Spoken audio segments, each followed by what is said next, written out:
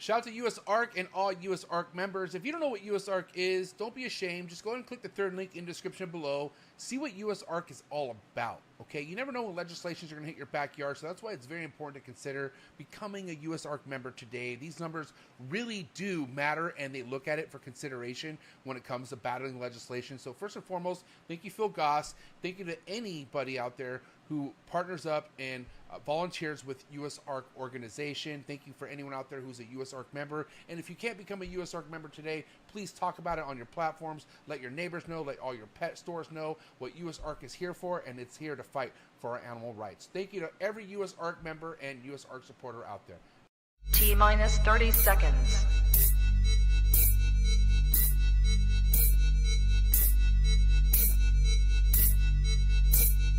T-minus 20 seconds.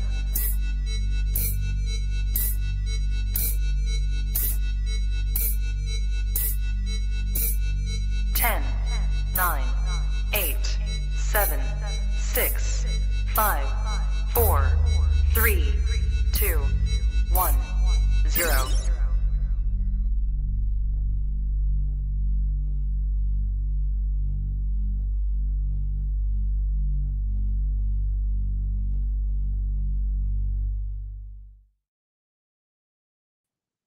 Trap Talk Reptile Network, the coolest reptile network in the world, episode 611, All in the Tree Tuesdays, Texas All-Star lineup. I mean, we always have an all-star from Texas on the show every Tuesday night, and of course, it's the mayor himself, okay? But tonight it's Texas time, all right? What's going on, Bill? Yeah, all is good. I miss Marshall already. And it took three people to replace him on tonight's episode, but right, 100%. We're going to get through this. I'm really looking forward to it. As you know, I know all of these guys very well. I've known most of them for really quite a long time now. Yeah. So, you know, this is going to be a great episode. I can't wait to get it going. One thing I wanted to take care of is I wanted to give a shout out to a friend of mine, a fan of the show, an absolute reptile freak. His name is Lennox. He's tuning in with his mom tonight, Emma, from your neck of the woods, Southern California. All right. Shout out to Lennox and his mom. Just turned 11 years old. He absolutely loves reptiles. He got a ball python from me a couple of years ago, and he's the future of the hobby. So I'm glad that he and his mom are tuning in tonight. And so just wanted to give props to them, and I hope they enjoy the show.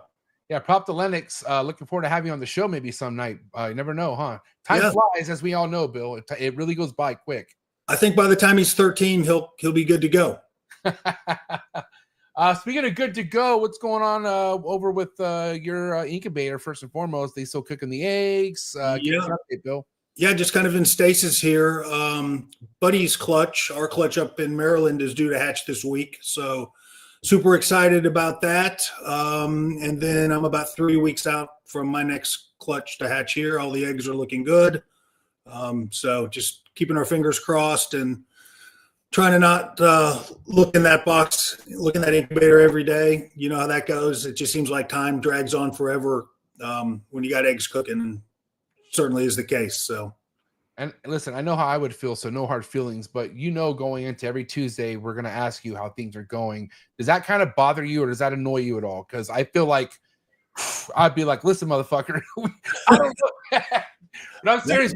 When people check in, though, Bill, and they're always asking, sometimes is it like deep breaths and you have to answer, or are you okay with just giving people updates all the time? No, I mean, I love to give updates. I just wish I had more to update. You know, here in a couple of weeks, it's going to be, you know, Mark has got some great updates. He's hatched some neos this week, so it'll be good to hear from him. And I'll just be excited, you know, when we come on one of these Tuesdays and I can hopefully have some good news to share.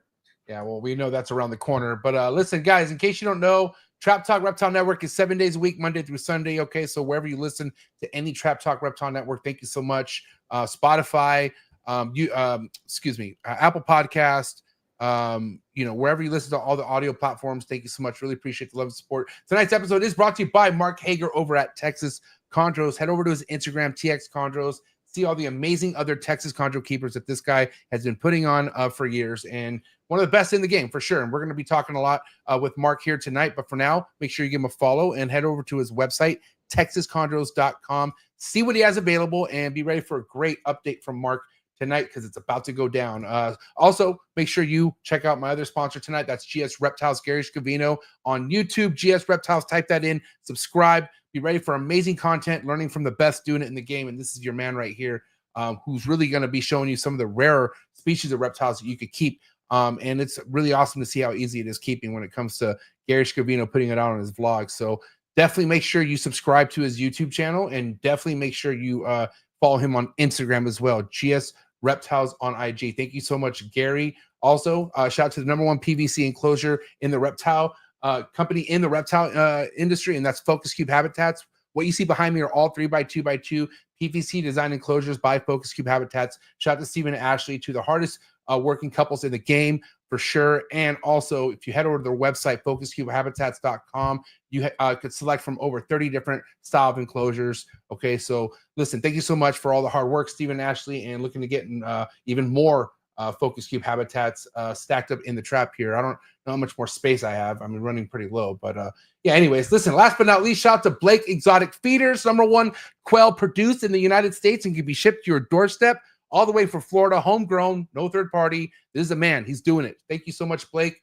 Got to actually put a new order in with Blake. So if you're one of those people, make sure you do the right thing, and that's going to Blake Exotic Feeders for that top quality quail for your reptile, anywhere from button quail all the way to extra large quail.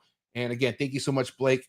Just head over to his Instagram, Blake Exotic Feeders on IG, or just go to his website. You can find all the links to my sponsors in the description below. So thank you so much for everyone who checks all my sponsors out and support them. Really means a lot. But without further ado, Bill, are you ready to bring on your fellow Texans?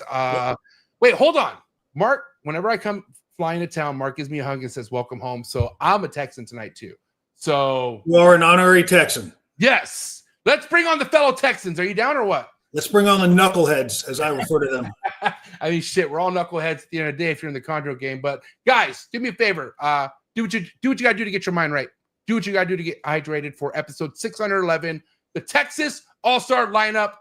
Alex Warren, Mark Heger, and Lupe. Coming at you right now. Let's go.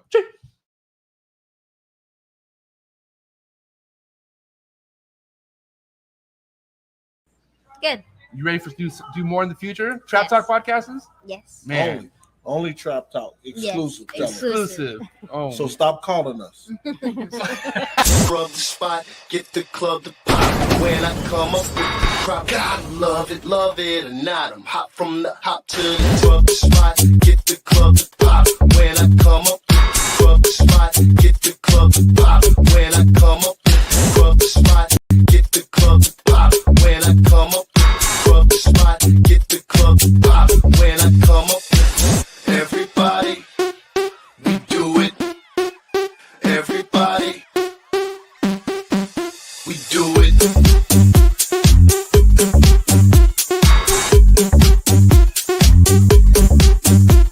Do it. Do it.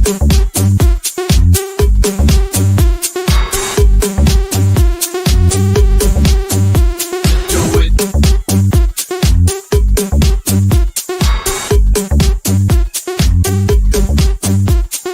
it.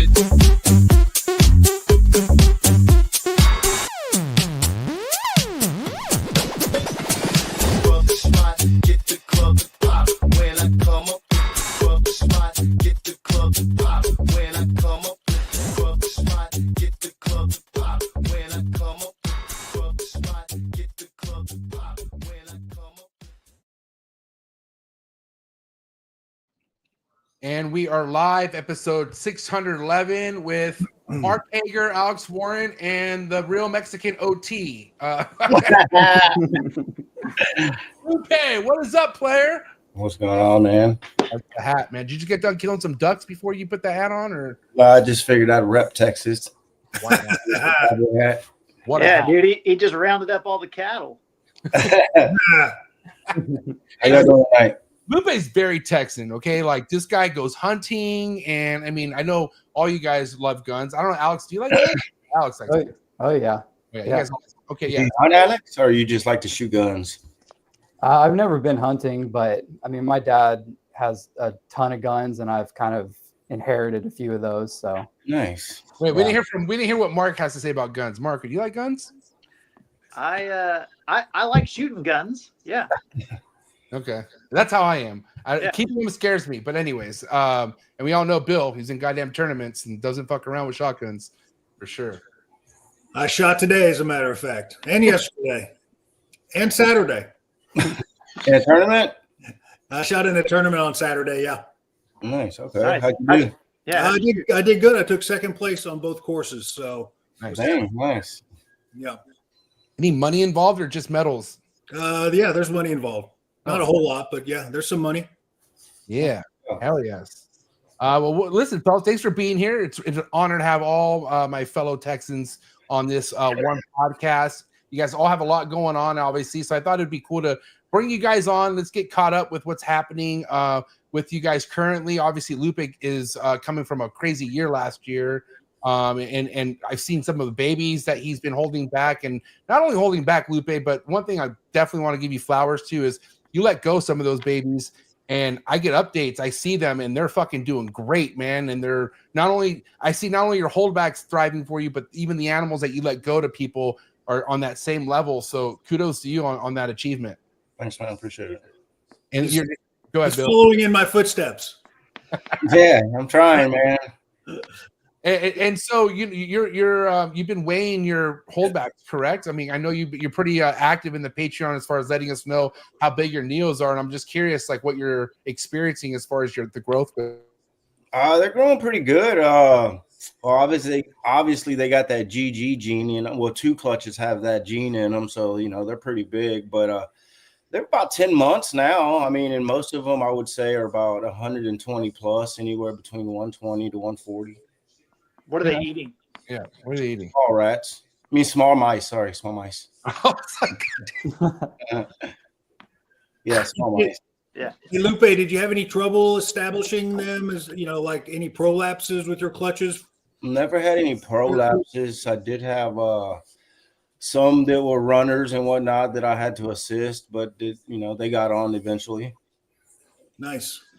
I'll take Alex and I were just talking. He had a Neo that was born very small, and he just got it to take its first meal. We were talking about it, and we both have kind of come to the conclusion that if you get a Neo that's really small, we just have gone to assist feeding those things early and often, until they get, now, we feel like, using chicken gizzards or anything other than pinks, there's really no timeline to get these things established and eating, as long as you can provide them with a meal that's nutritious.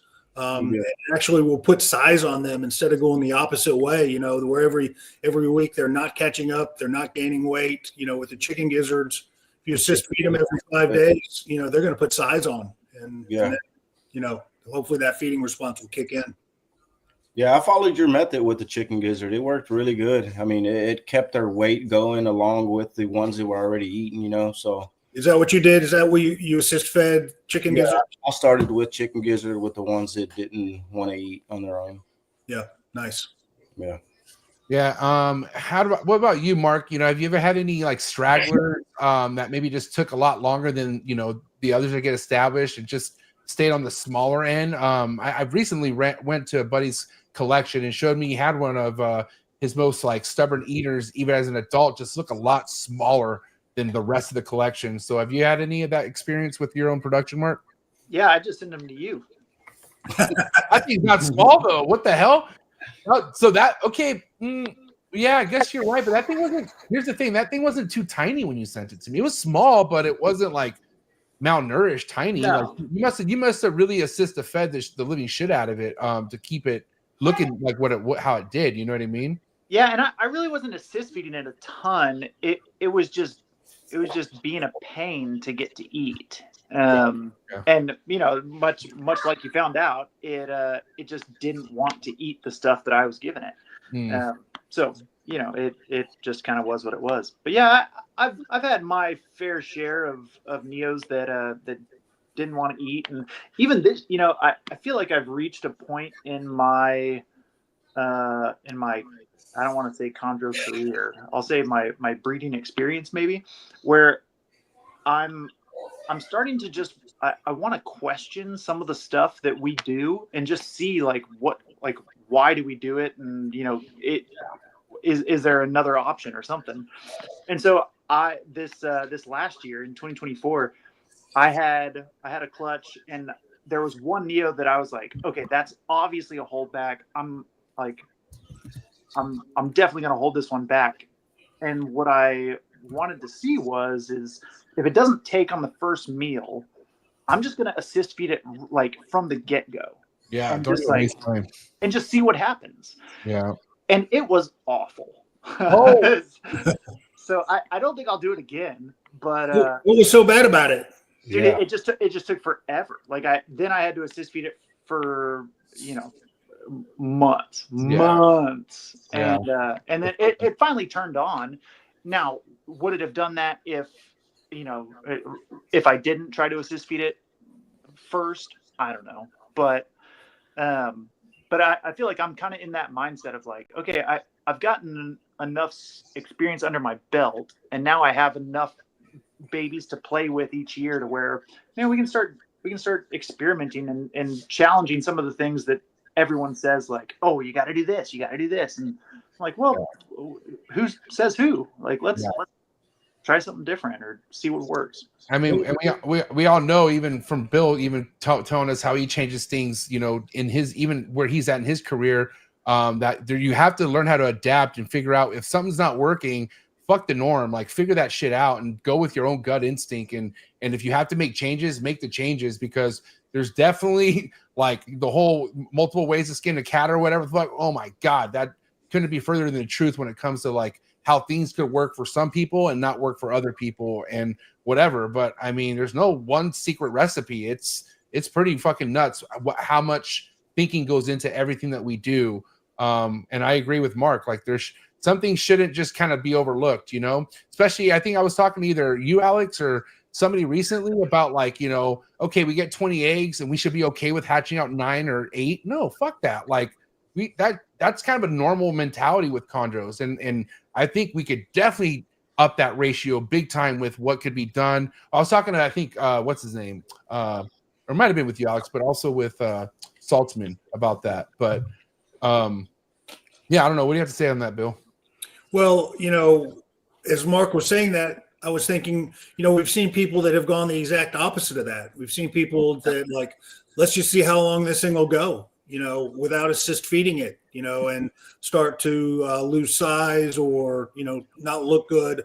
I think if you wait that long, though, then you're behind the 8-ball in those. And I don't, that wouldn't be my recommendation, to just, you know, see how far that you can ride these things out. I'm of the mindset that, you know, to do the opposite, to assist feed sooner rather than later. And, you know, kind of like Mark was saying, you just, and Alex and I were talking, you just get a feeling about some of these, like, there's no reason for me to spend an hour trying to get a pink head stuck in this thing's throat, you know, when I can literally in 60 seconds assist feed it, you know, a substantial, nutritious meal, and then, you know, move on 5 days later. And, you know, Alex was telling me, and I'll let him kind of tell, you know, he was doing that, and then all of a sudden what you noticed, it was hunting at night, right? Yeah. So, you know, I'll tell you. So whenever it was first born, it was a lot smaller than the rest of the clutch. And I just, you know how you get that feeling whenever you see a Neo and you're just like, this thing's not going to eat. And I kind of knew it wasn't right off the bat. So I assist fed immediately, or like I tried to feed it and then it didn't eat. So I assist fed it.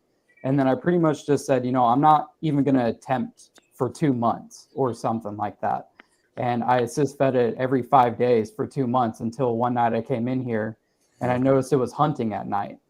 And the next day I went in there and I cut a really small gizzard, like basically probably like the size of the chondro's head, and dipped it in some chick down, and it took it within probably 10-15 seconds. Yeah. And it, you know, it's just one of those things where you just have to pay attention to the animals. Like every snake is different. Every neonate's going to be different. So you just got to pay attention to them. We got to think of this too, guys. Like, you know, the gizzards. I recently got some gizzards, just to kind of just see if my chondros would fuck with some of them, and some of them did. But you know, slicing them up, it looks so similar to a gecko. And I know with the gecko, when they bite, it's so small that they're not tripping about letting it go. Like they catch it. And the ones that took some of the gizzards, same thing. Like they caught it and it didn't come out of their mouth. You know what I mean? So I feel like maybe some of the things that we are normally expecting a baby Neo to like be able to open its mouth and take down, maybe it just doesn't want to eat something that big. You know what I mean? I mean, some of these, like all of them, have preferences and certain personalities, but it's kind of why we go back to like having a toolbox full of options, right? And I do know with Marshall, he didn't waste no fucking time with the albino. Remember, the albino didn't eat, and he ended up cyst feeding it a rat tail, and luckily the rat tail kicked the albino into wanting to eat after that. Which I feel like when it comes to assist feeding, if you guys correct me if I'm wrong, but you should hope for maybe one assist feed and then it starts eating, right? Like that's the whole point of like assist feeding, that you're hoping that one assist feed gets it understanding what it needs to do and to eat, right? I think so for sure. It has not been my experience. It's usually not a one and done. You know, if you go along the assist feeding track, you know, it's usually multiple. And, you know, I would say on a Neo that wasn't really small, like the case that Alex is describing, if you have like a normal size Neo, usually by the time you've assist fed it 5 times, in my experience, then they tend to, you know, kick in. And I'm a big believer of what I think MJ, you just said, size is a big deal. So a lot of times these things will, even when they're striking and wrapping, they'll drop it. And I think they drop it because they just think that it's too big. Yeah. And so if you're getting an animal that is striking and is wrapping, but is constantly dropping, then I would suggest maybe, you know, decrease the size. And you can't always do that with a pink, right? I mean, a pink is a pink, but a piece of chicken gizzard you can cut, you know, down to, you know, any size you want. It can be, like you said, the size of a pink head, or it can be a little bit bigger. And so, you know, just little tricks you learn along the way. Alex Warren was on target, like you getting a gut feeling about certain Neos. And I will tell you how I have that gut feeling is when you have a Neo from that clutch that's just a savage eater and you see their attitude versus one that's like, what the fuck? Like, is this thing alive? Like, what's going on with it? You know what I mean? You just kind of understand that there are some things born to fucking be established, and there's some things that just either just take longer to compute. You have to either like push it into doing it, but man, you really treasure the ones that fucking eat whatever the fuck, you know, the first thing, boom, boom, boom, you know, like at least I got a little taste of what that's like. You know, I would, in a perfect world, would like an entire clutch full of that, which I know that's possible, but you know, it's possible. Yeah. And it's great when it happens. Yeah. Well, and like, I think it's important to remember, like, even the most stubborn of feeders, in my experience, like they eventually turn on and become just as good of a feeder as the rest of them. Like there's very few babies that I can say like either never turned on or just continued to be terrible feeders their entire lives. Like that is such a rare scenario, and maybe would point to something being wrong internally or you know, something. I don't know. The big question here, guys, is like you have a snake like that. Let's say you hold it back. It, you know, maybe takes its time, but it gets to the point of breeding. What are the chances of the babies being like that? I heard there's a fat chance. Like, and I heard that stubborn eatingness carries down to the clutch. And I don't know how for sure that is. I don't know who has experience of holding back a very stubborn feeder and you got it to breed and all the fucking babies suck too. What do you guys have to say to that? I haven't gotten to that point yet, so yeah, that's a tough one. I don't think there's been really enough research on that, you know, to actually prove out that that's like a genetic thing, right? You know, it's just go ahead. I agree, but there are people that base their holdbacks not on phenotype but on feeding response. How they eat. Yeah. Garrett's actually one of them. Garrett from House of Blue is definitely one of them. I think it's hard to measure, like Alex said. It's hard to quantify a good feeder over generations, especially because, you know, it takes so long to make multiple generations of green trees. And if you're outcrossing it to something else, who's to say that something else didn't influence the feeding of the babies in the F2 generation? So it's really hard to actually say definitively, oh yeah, good feeders lead to good feeders. I think there's good evidence for making that argument, but it's like if only we had a really diligent citizen scientist that was willing to do all the work and create a scientific company that was going to make it happen. So I got this friend. He's no scientist, but he's a hell of a breath coach. Socrates. Hey, Sock can do it probably. So when I was at Sock's house and I was kind of going through all his babies while he was at work. I was talking about like all his holdbacks, and I'm like, how many of these were assist feed, or when was the last time he assist feed? He looked at me like, dude, come on, I don't assist feed no more. And I'm like, what? Like, what do you mean? Like all these babies? And he's like, no, man. He's like, the females that are laying clutches for me now are only giving me nothing but good eaters. And I'm still kind of questioning that, but like he's he's to the point where his females are seasoned to where they've always been good eaters or producing good eaters, and the guy never has to worry about an assist feed ever again, which I obviously at some point it's going to happen. I don't give a fuck what anybody says, but. Well, I can tell you, I've had pairs, Jaeger Biscuit, for example, they produced, I think at least 4 clutches together.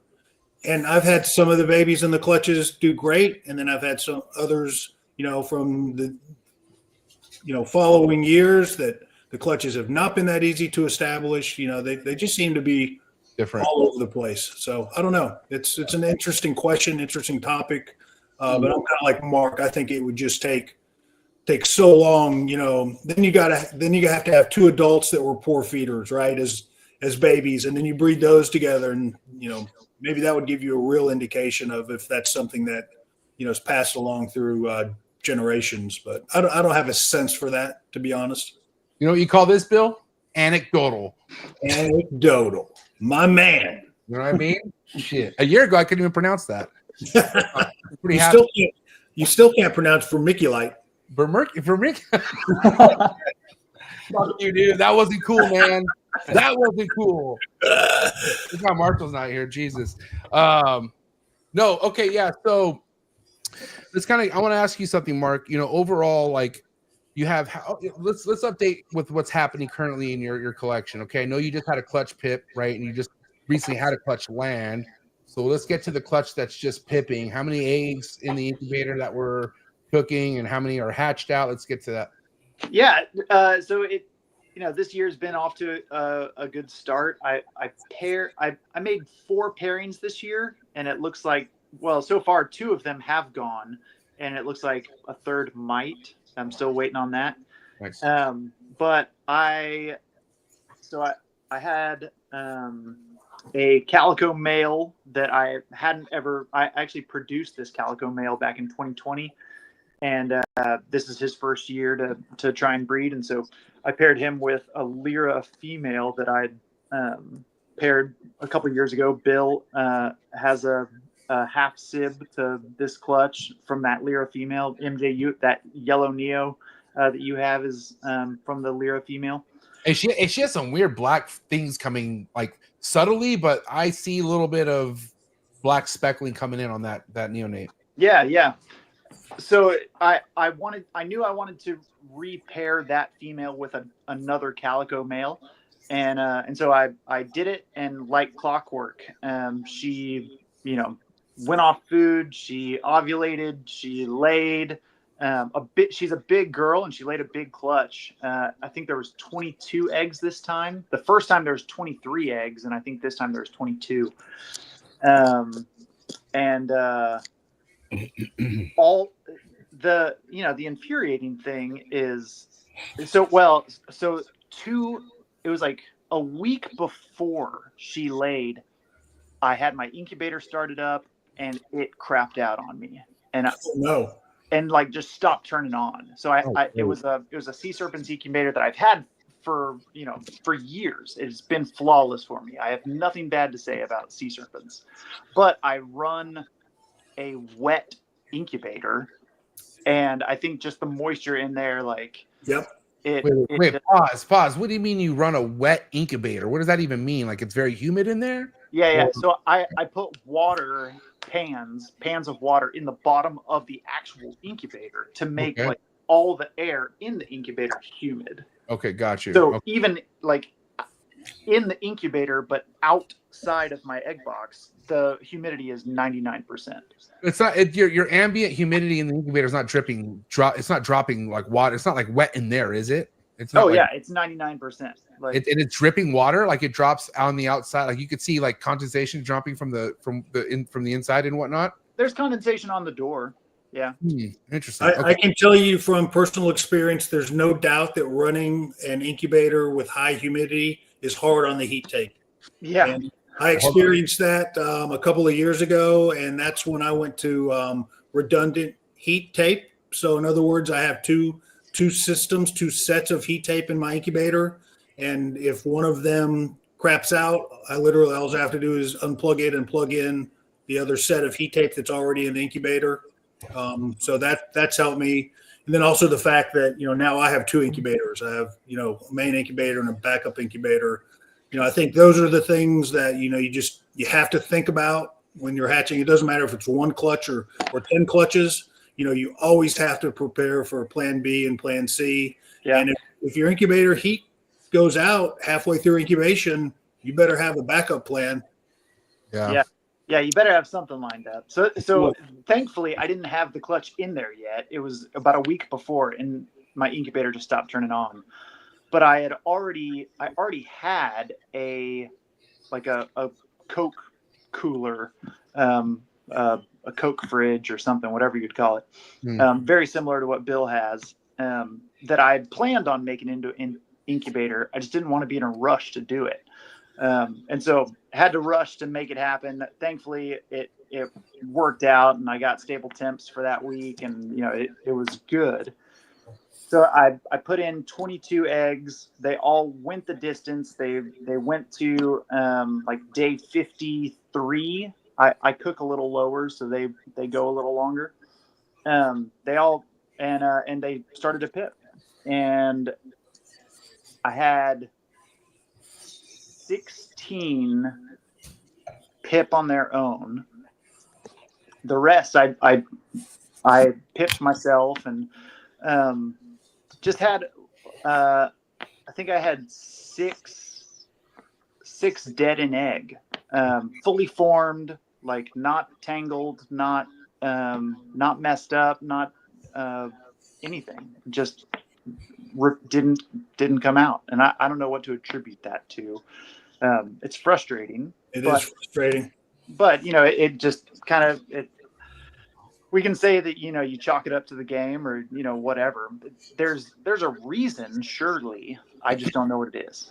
So I'm doing a little fine tuning and trying to figure it out. But I have a bunch of new calico babies that hatched out. 14 of them have perched and survived so far, and I'm waiting for their first sheds. So I have 7 yellows, 7 reds, split down the middle like a good chondro breeder should. And yeah, just man, I'm stoked on it. And then just a couple, like 2 days ago, I got another clutch of eggs in the incubator. So things are looking good. How many eggs in that clutch, Mark? In the second one? Yeah. The second one is 16 eggs. Dude, yeah. So you're gonna serve. Well, okay. So I'm sorry, you -6. Yeah. Hey, you never know, dude. They honestly, they could all go bad tomorrow. And yeah, relax. What do you do? So, no, but this is another experiment that I have decided to challenge of just the mindset of, hey, you have to, with chondro females, you need to breed them 1 year and rest them 1 year. Well, man, I had this female that laid last year, and she recovered well. She looked good. She went through all the motions, and I was like, dude, I think she could do it again. And so this is the first time that I've paired a female back-to-back years, and she crushed it. She looks great. Like, she just laid like 2 days ago, so I haven't fed her yet. Hopefully she eats and recovers and does all that. But But yeah, Lupe, did you go back to back on your females from last year to this year? I only did one back to back, and she didn't go.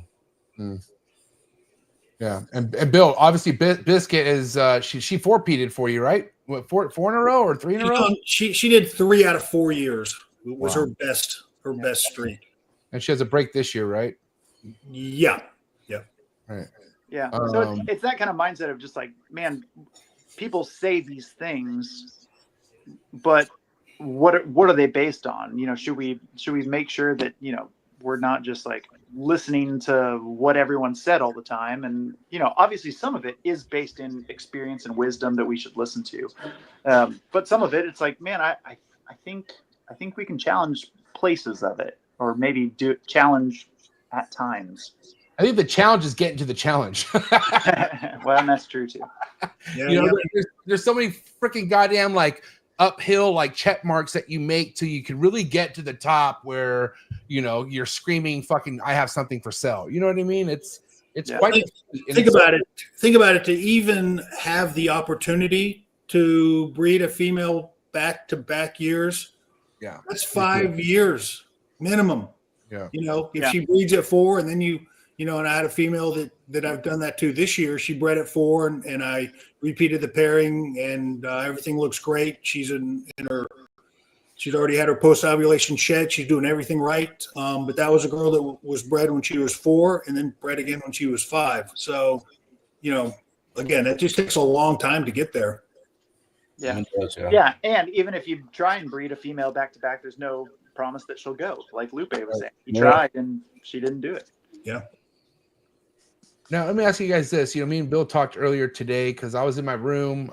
You know, Mimi, who she's given me 3 clutches, and she gave me a clutch. She's the one that gave me a clutch of 17 slugs, and 1 egg was good. And her condition didn't look like she didn't do much. Like she looked great, you know. But I just decided, you know, she's my first snake, first chondro. I'm not in a rush, and she is a young neonate. No disrespect, Mark. But I was like, I'm just gonna hold off on breeding her this year. And god damn it, man, she won't stop hitting. Like she's usually a chill snake, and yeah, she'll want to eat, but she's like eating like she's starving, right? And so I'm definitely one of those keepers, and I know there's a lot of other people out there where it almost stresses you out seeing a snake that wants to eat, so you fucking feed it, right? But I don't want to just feed this snake because I do want to breed her next year. And so I called Bill. I was like, Bill, listen, when you have a female that's not going to be paired up this year, but she laid the year before, how are you feeding that snake? Like, what's like the ideal way to maintenance? And you know, obviously we talked about how it's, you know, it's sporadically, but you know, obviously a couple times a month, and then you still do the typical cycling for that snake, right, Bill? If you want to take it from there, how you like to, you know, keep a girl on food when she's not breeding for you, but you want to breed her the next year? Yeah, you don't really have to worry about quote unquote getting them up to size, right? So again, I keep them on pretty routine, you know, like you said, twice a month feeding. But even if I'm not going to pair that female, I'll still fast her in the winter. You know, with the rest of the females, you don't have to worry about her losing weight, right? You're not, you're not worried about putting size back on. So I just try to keep them in that cycle, you know, where even if they're not going to be bred, they're going to be fasted. So, you know, for the next year. Yeah. What about you, Mark? Yeah, I mean, the really interesting thing, I agree everything that Bill just said. Like having the routine is super important, and making sure that the rhythm of your room is always going in that same direction. But Bill and I, we live 45 minutes away from each other, and we do things very differently. Like he fasts during the winter, I fast during the summer, and we both experience good success. Like it's, and you know, you guys have talked about it on many of these episodes where, you know, if you ask 10 different chondro keepers how they fast and how they do, you know, the breeding cycling, you're going to get 15 different answers. Yeah. Because that, you know, it's just I don't think the exact things are super important. It's doing those things that you're doing consistently. Yeah, consistently. Exactly. And just having that rhythm. And so, being consistent is way more important than being exact. I think that's why, you're likely to see more people that are more successful when they get these things and they raise them up in their environment, for years before you attempt to cycle and breed them. I mean, I know it can be done. I know you can get a wild caught in and breed it, the same year you got it, and people can have success with that, but I don't think you have the same consistency as you do with an animal that you've literally raised up in your environment for its entire life, and then I'll even cycle females that are 3 years old, food cycle them, just to get them, get them to know this is the routine, and I've been successful doing that. Yeah. So one thing that's standing out is, okay, so in a sense, Bill, your season ends a little later than Mark's, right? Like from what I'm understanding, you'll get your last clutch around May or June. Yeah, May or June's pushing it. I will usually stop my pairings in April if I'm not seeing consistent advances in the female. Then I usually I'm pretty much done mid-April with the pairings. What about you, Mark? Yeah, so our season, our pairing season is the same, right? But the way that we fast is totally different. And right. And so for me, like it's pretty similar to Bill's. If I don't see progress by April 1st, then I'll usually start pulling stuff back and just getting ready for the rest of the year, prepping for next season. And then Bill, you pair while you're fasting, right? Like while you haven't fed the female or the male, you pair them and then you offer shortly after that, because you do feed while there's pairing at some point, correct? Yeah. So what I typically do is fast for a month and then start introducing males to females, but I'll continue that fast for at least another month while they're pairing. But yeah, eventually you have to then reintroduce food, and that's when I'm reintroducing small meals more frequently. Yeah, and then just see how they go after that. And then we'll go around. Yeah, let's get to the MVP of last year. Lupe, yeah.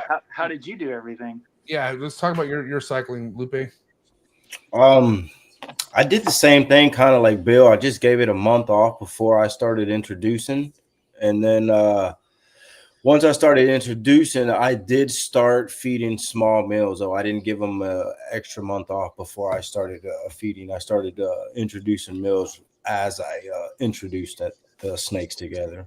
But I did the same. I did that until I pretty much saw them. I saw the pairing, and then, well, not pairing, I guess you would say the locks. And after I saw locks and they stopped refusing, that's when I obviously stopped feeding the female. What about you, Alex?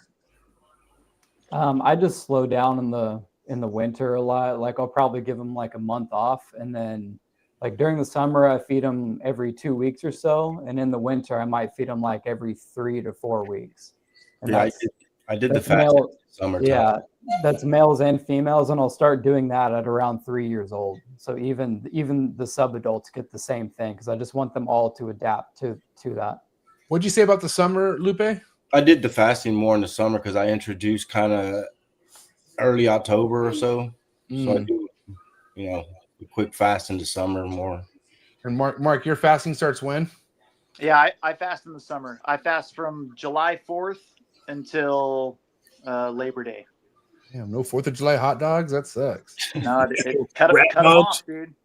Mark, you don't give them any food for 3 months? Wow. It's about 2 months. It's it's all of July, August, and 2 months, yeah. But yeah, so the reason I did that is, one, like I travel a ton during the summer, and so it's easier for me. So it fits my lifestyle. I make the snakes fit my lifestyle. But I also figured that during the hottest part of the year, it's probably like a non-rainy season, a drought season, wherever they're coming from. So food is probably scarce during the hottest part of the year. And so I don't feed at all during the summer. And then as I come out of the summer, I start doing small meals more frequently to like stimulate, oh, like, hey, here comes the food. Yeah. Now I'm ready to breed because food is becoming abundant. And so I did the 2 months because everything in a chondro's like reproductive cycle is about 50 to 60 days, right? So, when do you start pairing up after that fast? So 2 months. Yeah, so I do it by holidays because I'm an idiot and I can't remember anything. So I fast from July 4th to Labor Day. Okay. Then I feed and start dropping temps from Labor Day to Halloween. Okay. Christmas has to come in here somehow. What do you do at Christmas? There's Thanksgiving Christmas, too. So Christmas is for family. So then you pair up around Thanksgiving or something, or yeah. So then in between like Halloween and Thanksgiving, I'm kind of looking for when that pairing is going to take place. And then they're easily paired by Thanksgiving. So do the females have any meals in them before you pair, or do you pair while they're fasting? No, I'm feeding. I'm feeding when they're pairing. And so I'll put in a male and let them lock for, a week as long as they'll stay locked. And then when I see that male like a little bit off, I'll pull him out and I'll try and feed the female. Was that pairing fasted though? That's what I'm saying. When you paired them, were they still like empty stomach when you paired them and then you fed them afterwards, or you get a meal in them then pair? No, I get a lot of meals in them. A lot of meals. Okay. Yeah, a lot of small meals. So in that after the fast, I feed a small meal about every 10 days. So they're basically, if you look at like if I would have just fed consistently all the way through, it would be the same amount of meals. But I'm not feeding for 2 months. And then I'm really feeding for the next 2 months, but just smaller stuff. And you're weekly. You go to weekly at that point, right? Well, more or less, yeah. It's probably more like 10 to 14 days, but yeah. And it's mice, not rats. Yeah, smaller stuff. Okay. When I'm doing that frequent feeding, for sure. Yeah. I think the most important thing is that you actually have a fast somewhere during the year. I think it's not necessarily good for these things to eat all the time year round. It just breaks everything up. It gives them like a sense of seasons, I guess you could say. Yeah. So I think it is important for, if you're breeding them, to give them a fast at some point. Just kind of pick a point whenever it's, fits your schedule. Yeah, and to stay consistent. I think I really enjoyed the talk, MJ, that you had with Steven Saltzman, this most recent one, where he said like that's how animals understand time, is through feeding and through like humidity and through heat. Like, and so if you're doing like those things consistently at the same time each year, that's how they understand, oh, a year's passed, it's time to go again. And I was like, oh yeah, duh, that's brilliant. So yeah, and I feel like that's why sometimes, and no problem to anyone who runs controlled temperature in their house or wherever they got to do, but like when it's ambient, when you do solely ambient in your room, I mean, obviously there's colder nights throughout the year, right? There's warmer days throughout the year, and that's like an easy way for them to be triggered of where we're at in the year, but it all comes down to triggers. Like all these cycling things, as me and Bill have talked with Marshall on this show millions of times, like all these snakes need some sort of trigger to figure out, okay, this is what's about to happen. And a lot of it, I think, what always made sense to me, Mark, was the analogy of like where there's food available in the wild and when there's not food available in the wild. And that's a season that these snakes are kind of like bred from, you know what I mean? At the end of the day, their ancestors or whatever, like founding freaking mom and dad or whatever you want to call it from, but yeah, everything comes in the wild though, they tend to have wet and dry cycles. Yeah. And it's harder for us to mimic that in captivity. So I think the next best thing is what we do: temperature, light, food. Yeah. Yep. But also, I don't know, guys, let's kind of talk about the like where we at is our, because this is what Bill's already doing, and I don't know if you're doing this yet, Lupe or Mark. I know I'm tired of dicking around. I want to start ultrasounding this shit. Like, why even guess anymore? Like, find out if that snake has follicles or not. What do you think of the whole, like, kind of using ultrasounding as a part of the breeding plan, Mark? You considering that? No, not in a million years. Damn, I wish I could have that energy, but I don't. I'm tired of guessing. But the thing is like, what's your thing against ultrasounding? Because he's having success. He don't give a fuck. well, I mean, that's part of it. But but also it's like, okay, so great, you get an ultrasound tomorrow. What, like, how does that change anything? Well, I mean, the timing of where that snake's at. Like, that's how you determine if she's even building follicles. So why would you want to pair a male who's horny to something that has no follicles in it? It's been pretty well documented that these snakes go on, like, they build follicles about like 3 times a year. Like, I heard it's 2. I thought it was 2, or maybe 3, but I thought it was twice they cycle her. I guess it's every quarter or something like that. Maybe it could be 3. Yeah, you're right. Yeah, it's something like that. It's in the Barker's books. They've documented it, and so it's like, man, I think you can track it, but then it's up to the snakes to go. And you can put a male in with a female that you say, oh, her follicles are this size now, and what's the size of green tree follicles? Like, you don't know. So it's just Alex. I'll say Mark doesn't know because he does an ultrasound. Yeah, Mark.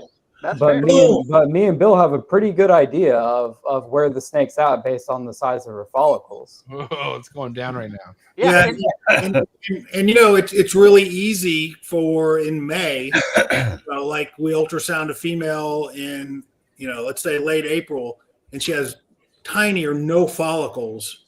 Well, then she's done. I'm not gonna continue to put a male in with her. But if we ultrasound a female and she has moderate sized follicles, well, then I'm more likely to keep that pairing, or at least trying to introduce a male to that female, where I wouldn't the female that has pea size or no follicles that we can detect on ultrasound. And I will say, ultrasounding a green tree python, it's not easy to do. It's definitely, Alex and I have a pretty good system where we do it now. And even with 4 hands and people that at this point, pretty much know what they're looking for, it can be difficult because, they don't want to just sit still and elongate themselves like a ball python would. Yeah. These things, you're ultrasounding them. A lot of times we do it on the perch. We try, because once they start moving, the game is over. I got BAC females I can't even look at either. Imagine touching them with that. Dude, I'm getting lit up. But okay, but also, being a ball python guy, we all know that, like, it's about putting a powerful male to as many females as you can, right? And there's also times where you could waste locks on that male. So at the end of the day, it's about documentation, you would say, right, Mark? If you do ultrasound a female and she's building, you would mark that time of year, that's where she's building. You know what I mean? And in a sense, she could go in a different time of the year, but not too far off. We all know that these females, once they lay, for the most part, they typically lay around the same time of year each time. You guys would agree to that or no? Yeah. So then my question is, why ultrasound? Like, if you've had a female, first time girls for me. But if you've had a female go through the motions, and like, generally when she goes through her cycle, I don't. The thing that is different with ball pythons is that you want the right male in at the right time. Yeah. And I get that. But with chondros, like, it is very frowned upon to, like, put in a different male after a male has been in there, especially if you, like, if you don't know if that male has ever lost. Wait. Frowned upon by who? I don't know who. Like, bro, I could swap males all day pounding the same freaking chondro chick. I don't care. I'm cool with that. As long as it's like on the same realm of my goals, you know, like I got, like, for instance, I think my Bill Stiegel designer and your Calico are topping the same chick right now. What do you have to say to that? You mad about that? Yeah, I would be. Absolutely. Can I here? Let me hop it. Let me just say, like, you guys are kind of. That's not happening, by the way. I was just trying to, like. You guys are kind of looking at it through as like the way ball python breeders do it. That's not how we do it. If a chondro is sitting there and you're not sure what's happening with her, she's still eating, but she's not hunting at night, she's not locking, you're questioning, like, well, where is her follicle size at? And if you don't have an ultrasound, you just have to keep pairing. But if you have an ultrasound, those questions can be answered for you. And also on top of that, we all miss ovulation sometimes. It just happens. And if you have an ultrasound, you can see how big those follicles are, or if they're even eggs at this point. Yeah, me and Bill have hold on, wait. Me and Bill have ultrasounded plenty of females that we missed the ovulations. They stopped pairing. She went off food. We weren't sure what's happening. We ultrasounded them and we saw big eggs basically in there. And she laid them okay? Yeah, and it's one of those things to where, yes, you can do it without the ultrasound and you don't need it. But once you have it, you get used to it and you start using it, you'll never go back without it. Yeah, I mean, it's something cool, I guess, to have on the resume also, like to say you know how to use one. But Mark, the only reason why I would really want to have an ultrasound are for females who I've never seen go through the motions. Like even girls, like I have a couple BX that are like, I think 7 and 8.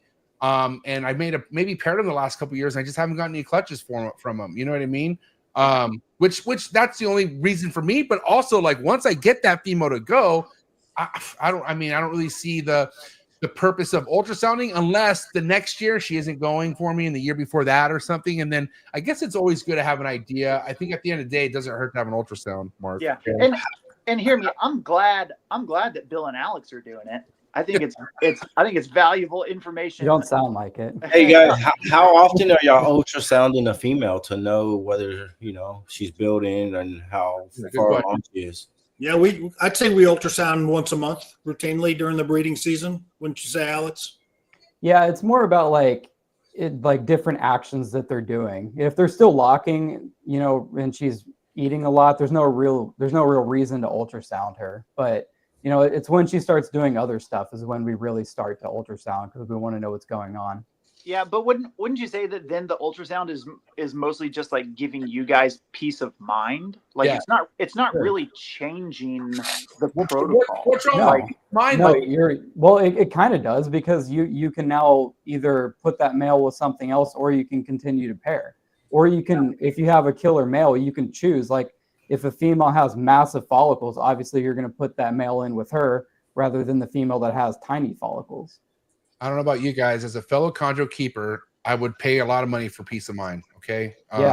Just saying, like, it doesn't hurt to at least know. And I mean, and also, Mark, we're a lot greener and wet behind the ears than you are, first and foremost. Okay. So you are, here's the thing. Like when it came to ultrasounding my ball pythons, I'd never in my life would I even consider it because I get it. And even if they go, they go. If they don't, they don't. But I get it. But with chondros, I don't get it. And so ultrasounding feels good maybe to me at this point. I don't know. I think I wouldn't mind it. You know, I mean, I got a female right now. It's Mark's female. The one I got from, I never saw no ovulation or no even locks, but she gave me a shed and then she grounded herself. And I'm just kind of like, what's going on with her now? You know? And yeah. I really don't know what she's doing. She's been hiding under the pad for like the past week now. So, yeah, you know, again, that's kind of what Alex said. That's really how we use the ultrasound. It's like what, you know, situations of where are we? You know, where is she? What is she doing? You know, that is, you know, call it peace of mind, call it confirmation. But I will say that this year alone, you know, it's enabled us to pair, you know, one of my most powerful males, Freight Train. He's going to sire 3 clutches this year. without that ultrasound, I don't know if that third female would have had the chance to go. So I don't know. Can you elaborate on that? Like why do you feel that way as opposed to just like, oh yeah, well I would have moved him from one cage to another cage, just down the line. Yeah, because we ultrasounded female number 2 and she had massive follicles. And she didn't look like she had big follicles. I mean, we didn't really notice any, of the swelling you typical, a lot of times you'll see before they ovulate. We didn't notice that, but she had, she had 20 millimeter follicles, and in our experience, they ovulated about 25.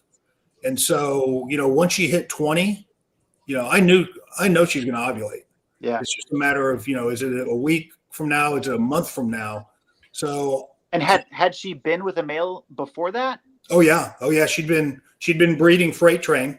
Okay. Consistently. But then we made the decision to, move him to a different female because we, have a high level of confidence that female number 2 is in fact going to ovulate. She hasn't even ovulated yet, but she's got massive follicles, and he hasn't. So we stopped putting him in with her because. Yeah, that makes sense. So you saw before. But you saw beforehand that the job was done. Like, oh, she's gonna go because she's almost there, and so you pulled him. Yeah. When you pulled him earlier than I would have. That's right. Exactly. And moved him on. Okay, yeah, that makes sense. That's correct. Typically, you don't want to remove that male till the ovulation is fully kicked in. Typically, right? Yeah, but I think it's funny. Not long after we saw those big follicles, I think a week later, she refused for the first time. Oh, so she already had big follicles and then she refused. Oh yeah. Well, they'll have big follicles before they refuse food. Wow. But we don't. You guys don't know the number of that follicle yet, do you? Well, I think it was right around 20 millimeters. Where we ultrasounded her, and then it wasn't but a week later she refused her first meal. And did you guys get the numbers on, like, because you said you had a snake that had already ovulated and you didn't know that until you ultrasound? I'm curious, how big were the follicles then? Well, at that point, once they ovulate, they're eggs.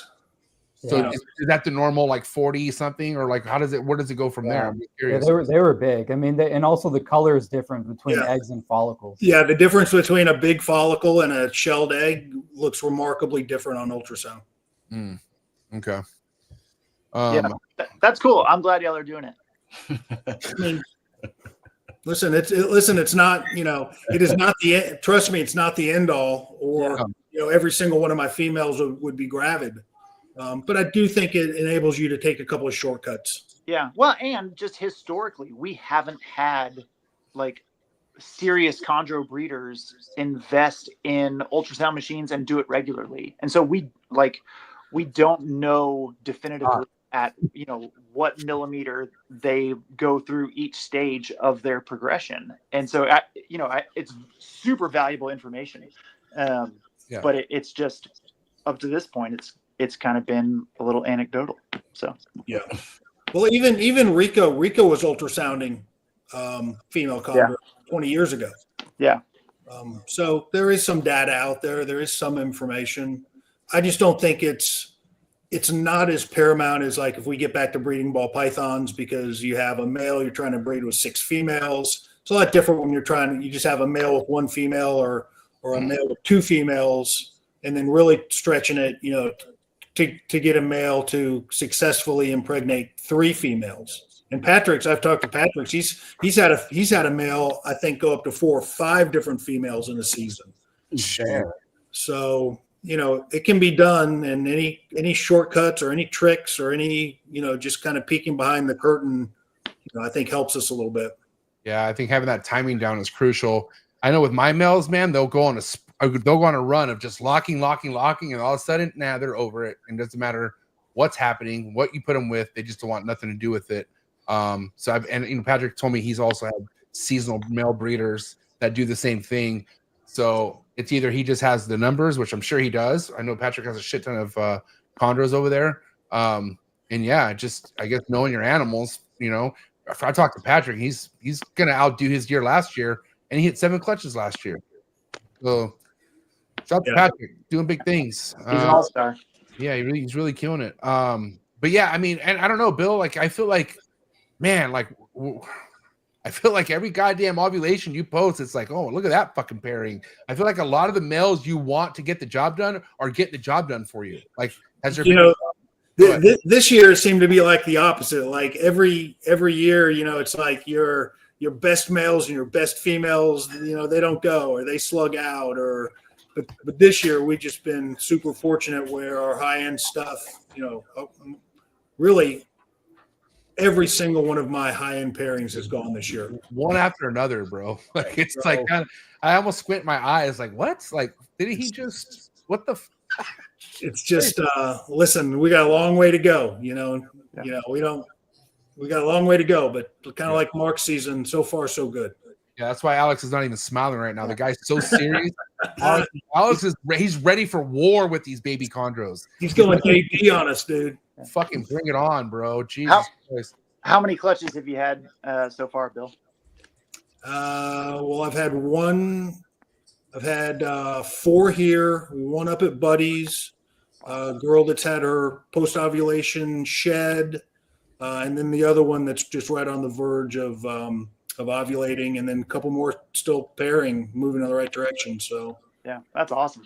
Could be a good year. Yeah, go Texas. We got to kill those Florida guys this year. Amen. Yeah, let's kill them. Lupe, let's kind of talk about what's currently happening with you right now, because I know you're approaching like the babies that you've hatched out. Has it been a year yet? What's the age of your clutches from last year now? Well, first clutch was born in April, and second and third were in May. So what is that? 10, 11 months, something like that. Okay, so what's happening right now with your pairings? Man, not much, man. I try to repeat with the Bill Stiegel pairing I did last year with that Garrick animal, and just nothing happened. I recycled it the exact same way I did last year, right around the same time as well. You know, tried to keep the same timing I did, wrote everything down I did. So try to keep everything kind of consistent, and just never saw them lock. So, I mean, I've had them separated about 2 weeks now. I was kind of just giving them a break. I may go through mid-April and see what happens. And then got the Mark's female, and I tried her with a proven male from last year that I did with one of my other females, and I just never witnessed any locks. But she's still accepting food, but laying under the pad. So I'm not exactly sure what the hell's going on with her. Yeah. I recently I only did those 2. I didn't try any other ones. So, I mean, but as of right now, not much is going on with what I've paired. One of my nicest female BX just put me through the ringer also. Like I want to say for the last 2 months, she's been on the right front corner of the cage on the floor, getting locked down there, eating down there, just deciding to be there. And I don't even run a panel. Like, I mean, I think it runs, like if my room drops below 73, I think a panel comes on at like 72.5 or something like that or whatever. But she's just been there. And then all of a sudden, I tried feeding her. And then she she was refusing, and I was like, holy shit, like this girl never refuses. And so, but it was also concerning because I'm like, why is she on the floor? Like she needs to she has to move at some point. And then all of a sudden, 2 weeks of me trying to offer her food, she refuses. And then literally after I'm talking to Patrick about this, that night she moves to the underneath the panel. And I'm like, oh shit, okay, this is interesting because now she wants to be warm. She's not eating. She looks good, and I'm thinking, all right, I'm fucking Mr. Goddamn fortune teller over here, telling myself, yep, got it, got him. Can't wait to brag about this one. And then I'm in the trap last night feeding everything, and what do I see? She's at the glass like this, and I'm like, oh, you son of a bitch. And so I offer her a meal, and what does she do? She eats it like a motherfucker. So, but listen, she's off the floor. She's fucking. So I got to tell you, man, they go through some motions. They have to go through some weird, like, whatever, you know. But that flooring stuff does bug me, and it concerns me for sure. Yeah, I'm just not sure what's going on. I don't believe anything's happening as far as with the pairing, her being gravid or going through anything. I think she's just, I don't know, just she's just being stupid. Yeah. So. I look at it like she's at the coldest part of the enclosure, so maybe she just wants to be cool and she wants to cool down. And we all know during like building processes, like they tend to be on the cool side until stuff gets closer to hitting the fan, or until after even. I mean, I don't know. Haven't you guys experienced females not even warming up till after they ovulate, or do you feel like they're warming up going up to ovulation? You know, it's funny, when I breed ball pythons, you know, that cooling behavior, I can sense a lot of that. You know, wrapping the water bowls is a classic cooling behavior in female ball pythons that are building follicles. But I haven't noticed that as consistently with the chondros, you know, staying away from the heat or grounding themselves. The one thing that is consistent is once they're really getting close, even before they ovulate, they're on that heat. You know, you just can't get them off that heat. But before that, I really haven't noticed, you know, a lot of just significant cool seeking behavior. Yeah, I think it's mostly generalities. Like, generally speaking, I see females be on the cool side when they're building follicles, and then when they're getting close to ovulation, or definitely post ovulation, they start heat seeking. But like Bill said, you know, sometimes they do it different, and it's not an exact science, but you know, I think you can look at certain cues and go, okay, this could be a good sign. Yeah. I don't know if it's a good sign or not. So just gonna let her do her thing for now, and try to offer her another meal and see, you know, in a week or so, see what happens. I guarantee she's either gonna, like, well, there's a few options obviously, but I'm gonna try to be positive here. She's either gonna like do something for you as far as show you that she's gravid, or she's gonna fuck with you and just get back to normal. And I feel like those are kind of like your two options there. I feel like you're good either way, you know. Well, and then the third option, she's gonna die. She's gonna die. Yeah. Bill said it. But that's the obvious answer, which we don't want. Like, not the answer, but the obvious option, which we don't want to fucking put out there. Yeah. But also too, like for instance, like, as much as I was like, God damn it, she ate. Fuck it, she ate. Whatever. I was almost like, because mind you, I'm coming off a fucking goddamn egg bound, so I'm really kind of like, you know, it's almost getting like knocked out in the ring, and now you're going to after to your next match. You know what I mean? And I'm prepared, but I'm also like, I don't know, like, I really like this girl. I would hate to see her in the freezer. You know what I mean? Like, you know, it just weighs on you a little bit. You know what I'm saying? But also, I am ready for my next fucking clutch. Like, I need some eggs. God damn it! You know what I mean? You'd definitely rather her eat than die. I see everybody's posts, and I'm like, man, I wish my incubator had some eggs in them. I mean, who'd you pair her with? Yeah. One of the VV males, the one I did with the BRC female last year. Yeah, tight. Nice. Yeah, but we'll see what happens. And I'm sorry, that female is from what clutch, Mark? It's from a Andrew Amon blue line male bred to a BIAC female. Yeah. So she was a yellow Neo, but has strong blue line and like kind of alternative blue line stuff than the Trooper Walsh stuff. I was trying to see if that male was dominant or not. See if you bring out some all reds out of this yellow. You wouldn't want that, man. Don't Don't wish that on yourself. Yeah. But dude, her sister, Honey Bear, for me, man, the calicos that she produced last year they're unreal, dude. Like, some of them are just like, they're crazy. And it just shows that, man, blue line, you know, it is still strong in that snake. So I hope you produce something, and that VV male would be killer. How many different blue lines would you guys say are out there designer wise? Like, is there a shit ton, or does it really come down to only a couple true blue lines, you know? Oh, I don't know about that. You know, we need to have John Irby on to ask him that. Or Dave back, or have Dave back on, or both them. Yeah, I think there's probably about 3. Maybe. Well, it depends how specific you want to get into, like, what is a blue line. Right. Like, is the Prada Manicore stuff, is that a blue line? It's producing blue Manicores like pretty regularly, but would you consider that a blue line? Is it a designer line? Well, no, it's more of a locality stuff, but it's designer locality because it's, bred year after year. So I would say the Trooper Walsh blue line, the Andrew Amon blue line, which they come from like very similar animals. There's just a split at SH05188.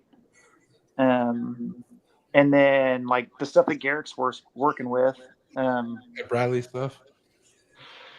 Yeah, and even Buddy had some like new blue stuff, which might is definitely still floating around somewhere. What is new blue, Mark? What'd you say? What is new blue? Is that pairing that was from Indo, from that farm? Yeah. So they had two. I think it was mostly Jayapura influence, but it was like 2 or 3 like pretty blue animals at the farm, and Vladimir was like producing stuff from like selected blue animals to create the new blue line. And then Buddy has, but I think Buddy had a female from that that produced a couple clutches. So I got to ask you, Bill, if somebody were to come to you inquiring about a snake and say, I want something with a blue line in it, what do you respond to that with the stuff that you have? I really only have one animal, or I have several animals that are descendants of an animal called Blue Deuce. Right. And that's really the only blue line historic stuff that I have in my collection. One of those animals, Cyanosis, is just unbelievably powder blue. Yeah. But her sister, Camo, is a green snake. But that's blue line. Like if she has a clutch, that's blue line, because the animal that I had that was an offspring of Blue Deuce was a female that I called Green Deuce. Yeah. She was as green as any other snake out there. But she produced blue babies. Yeah. Okay. So cyanosis, with that powder blue, that's not a hormonal effect. She was already blue before you started breeding her, right? Yeah. But what's interesting, in a lot of the blue line stuff, it took her. She was 4 years old before she started to get her blue washings. But it had to do with maybe her maturity, obviously, like her getting ready to produce follicles and whatnot. Yeah, I mean, yeah, maybe, probably, but once she turned blue, she stayed that blue, and she was really, really blue before her first pairing. So, Cyanosis looks a little bit smaller than maybe some of your other bigger females. Am I right? Is she on the smaller side of most of your other breeder girls, or am I wrong? No, she is, and she typically lays small clutches. I think she just laid a clutch 11 eggs. Which is about her average 11, 12 eggs. So what does she weigh, Bill? Yeah. Average. What does she weigh average? Oh boy, I would have no idea. I've said this before. I've never weighed a green tree python in my life. Yeah. You got an ultrasound, but you don't have a scale? The ultrasound's more important. Way more important.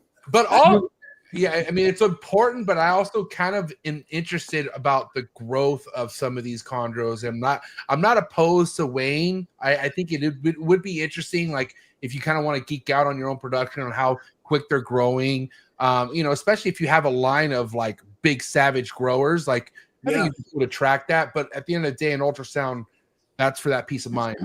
Well, I could make cyanosis a lot bigger.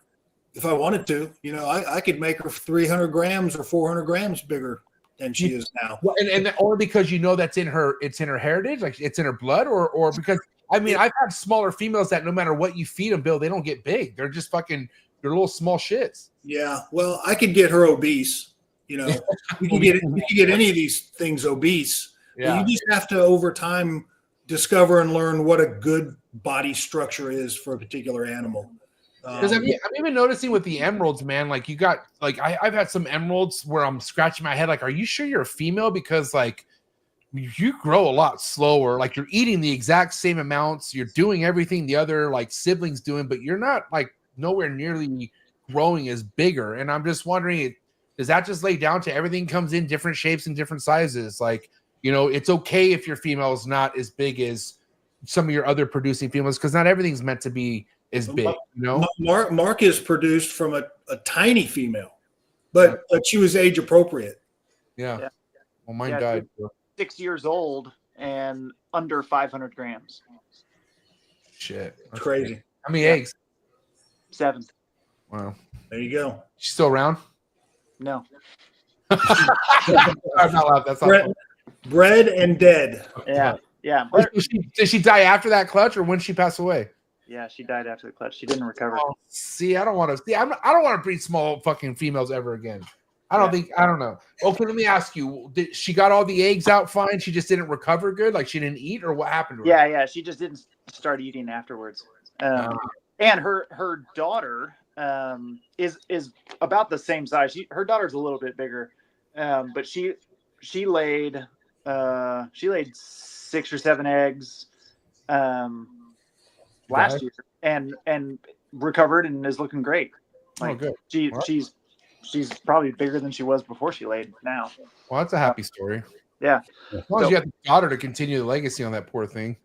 Yeah. I got 2.1. So another thing why Wayne might be crucial, because if you do have a smaller end of the female girl ready of age, maybe it is kind of considerate to find out how much she weighs, you think, Mark, before or no? If she's the age, so you're saying she's the age, it's time to party, is what you're telling me. Dude, I don't need no machines. I don't need no scales. Machines. I don't need no machines. I don't need no machines. Get them out of here. No, you know, I think so. I have weighed chondros in the past, but just to give myself a baseline of like, oh, okay, this is about like, you know, just to give my eyes the baseline of going, oh, okay, I bet that female is, you know, 800 grams or whatever. But I don't ever weigh them anymore. And I think it all comes down to just being able to look at a female and say, okay, that female is underweight, average weight, or overweight, and kind of, you know, just going, you know, it's like going by feel, you know. Yeah, I agree 100%. That's all that counts. Yeah, man. Ultrasounds and scales. Two biggest Amazon products right now in the cart in the chondro world. Hey, speaking of, can I show off an Amazon product real quick? Sure can. Okay, so that, you know, for people that are just listening, this is going to be the worst. But okay, so have you guys, you know, you guys are like me. Let me sell you on this real quick. If you guys are anything like, how much commission are you getting off these products? Where's the promo code? If you each buy 3 of these, then, you know, so you know, every time you see a box, you think, huh, could I put a snake in that? Yeah. Right. So or eggs in it. Can I put eggs in it? Can I put a snake in it? Yeah. Kind of. This is a snake box, not egg box. Okay. So I've been getting served these ads for like these display boxes things. And so I looked at a ton of them and I was like, no, this one, like they have holes in them to like stick your finger in and open the door or whatever. Yeah. But then I got this. Oh, that's cool. Okay. Oh, for the show. And I saw that. It opens and dude, I have one snake in it right now. And it's working. Wait, you're talking about permanent home status, or are you talking, or not permanent, but permanent raise up? It's going to be like a raise up, like grow out from. There's 2 sizes, so this is a small size, so it's probably like. I've seen those like too. They have those at the storage container store or whatever that place is called. Yeah, the container store. Yeah, the you gotta container be careful. There's a ton of brands that are doing them, and the only thing you have to be careful about is that there's no way for the snake to escape. That's what I was about to ask. I saw you just kind of pulled the door, and they can't push it. So it's got magnets that like hold it, but what I'm gonna do is push, bro. butt them up against each other. Oh, so that the door to one can't open the next. Dude, that's nifty. Do they come bigger? Does it come bigger than that? Yeah. So there's another one that's like it's like 12 by 12 by 18. Oh wow. What about heat? Can you heat those? Yeah, so I'm gonna heat them from the back with heat tape. Okay. Oh, it's a display box. Dude, How expensive are these things? Dude, I'm in my experimental phase, dude. Like, there's all the women right now. They're in their sourdough phase. I'm in my experimental chondro phase. Sourdough phase. I love it. Hey, that's real. That sourdough's a real movement. I gotta tell you, my wife, she has that shit fermenting right now as we speak. Like, there's sourdough always cooking in this house now. I'm not opposed to it. I love sourdough. You're in your sourdough era. Yeah. Okay, what's up? Give me the description. Where do I find this on Amazon? Okay, so I actually had it pulled up. Okay, so if you search on Amazon, the name, I'm gonna spell it for you, is Gudemay. So okay, Gudemay. Clear stackables. If this is a picture of something inappropriate, I'd be very upset. Hilarious. I see it. Ooh, okay, all right. Yeah, so I see it. So I'm messing around with them. I'm trying to figure out what's gonna work, what doesn't. Like I think it's guys. I love hunting for a bargain. I love living on a budget, dude. So I'll never forget. I mean, me and Mark's story was I was so impressed with his old cages that he had. And they look so fucking clean. Like, if you didn't know how he made those, you would have thought, God, where did you buy those professional cages? But Lupe, Alex, I don't know if you remember Mark's old setup, but his cages were just basically the yellow top coats that you get at Home Depot, and the tub was faced like the top open part was faced sideways. Yeah. And he built a custom door for it, and then he also put like a wood framing to go over everything where it just all looked intact and looked together. And I couldn't believe it. Man, we spent like maybe 2 hours on Instagram phone call, and he's giving me directions, and I wrote a list, and I couldn't believe it. I was like, oh my God, this is amazing. Because I didn't want to keep my chondros in Target tubs like Forrest taught me, but I also couldn't afford focus cube shit and all that other nice stuff. So I had to find a way. And Mark was like he was my first like chondro buddy who showed me how to budget in this shit, man. And it worked. I made a couple of those, and it was great. It was great. Yeah, well, and it like one of the things that that Bill used to do, and unfortunately they don't make them anymore. Was it Sterilite that had like the like tub with the side? Oh, the side latch, and like came down. Yeah, and I remember there was a couple times where Bill sold people like a Neo or like a yearling in that tub. Yeah. And like it was here's your Neo. The tub is included because it's like what, $20, right? With a thing of heat tape on it. Here is your plug and play, the green setup for the next. Right. And that was brilliant. Like I think it's great to come up with these hacks that can make green trees more affordable because they're already super expensive, and that but without like sacrificing on legitimate good care. Yeah. So it's a tough balance, but I'm here for it. Yeah, I don't know. So what's the deal with those tubs that you used to sell your chondros in, Bill? They don't sell them no more, or what? How come I don't think they sell them anymore. I had loaded up on quite a few of them, but boy, that's been a long time ago. But yeah, they were very similar to the boxes Mark just showed.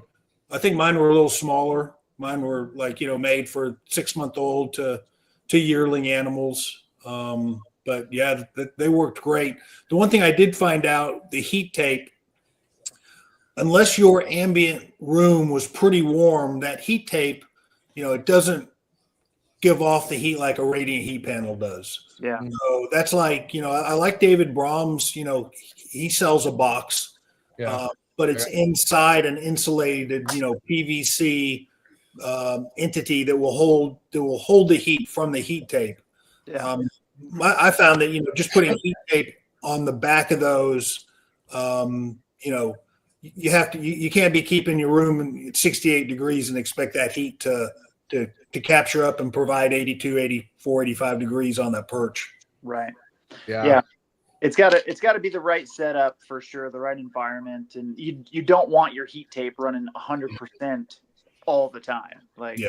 There's some precautions in there, but man, if there's ways that we can get more green trees into people's hands, then I think it's a good thing. I mean, go ahead. Whoever was speaking, go ahead. Happy or baby? Oh, you're good.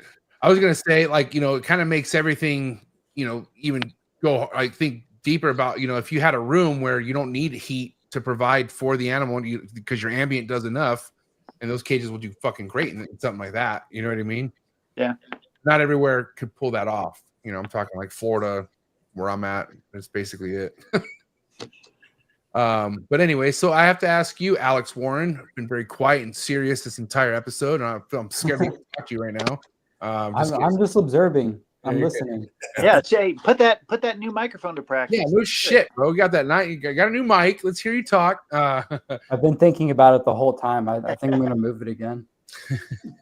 What's currently popping with you, Alex? I know you had a moment of breeding a couple months ago, and then you ended up pulling some of your males. Are you putting them back together, or what's going on with your pairings this year?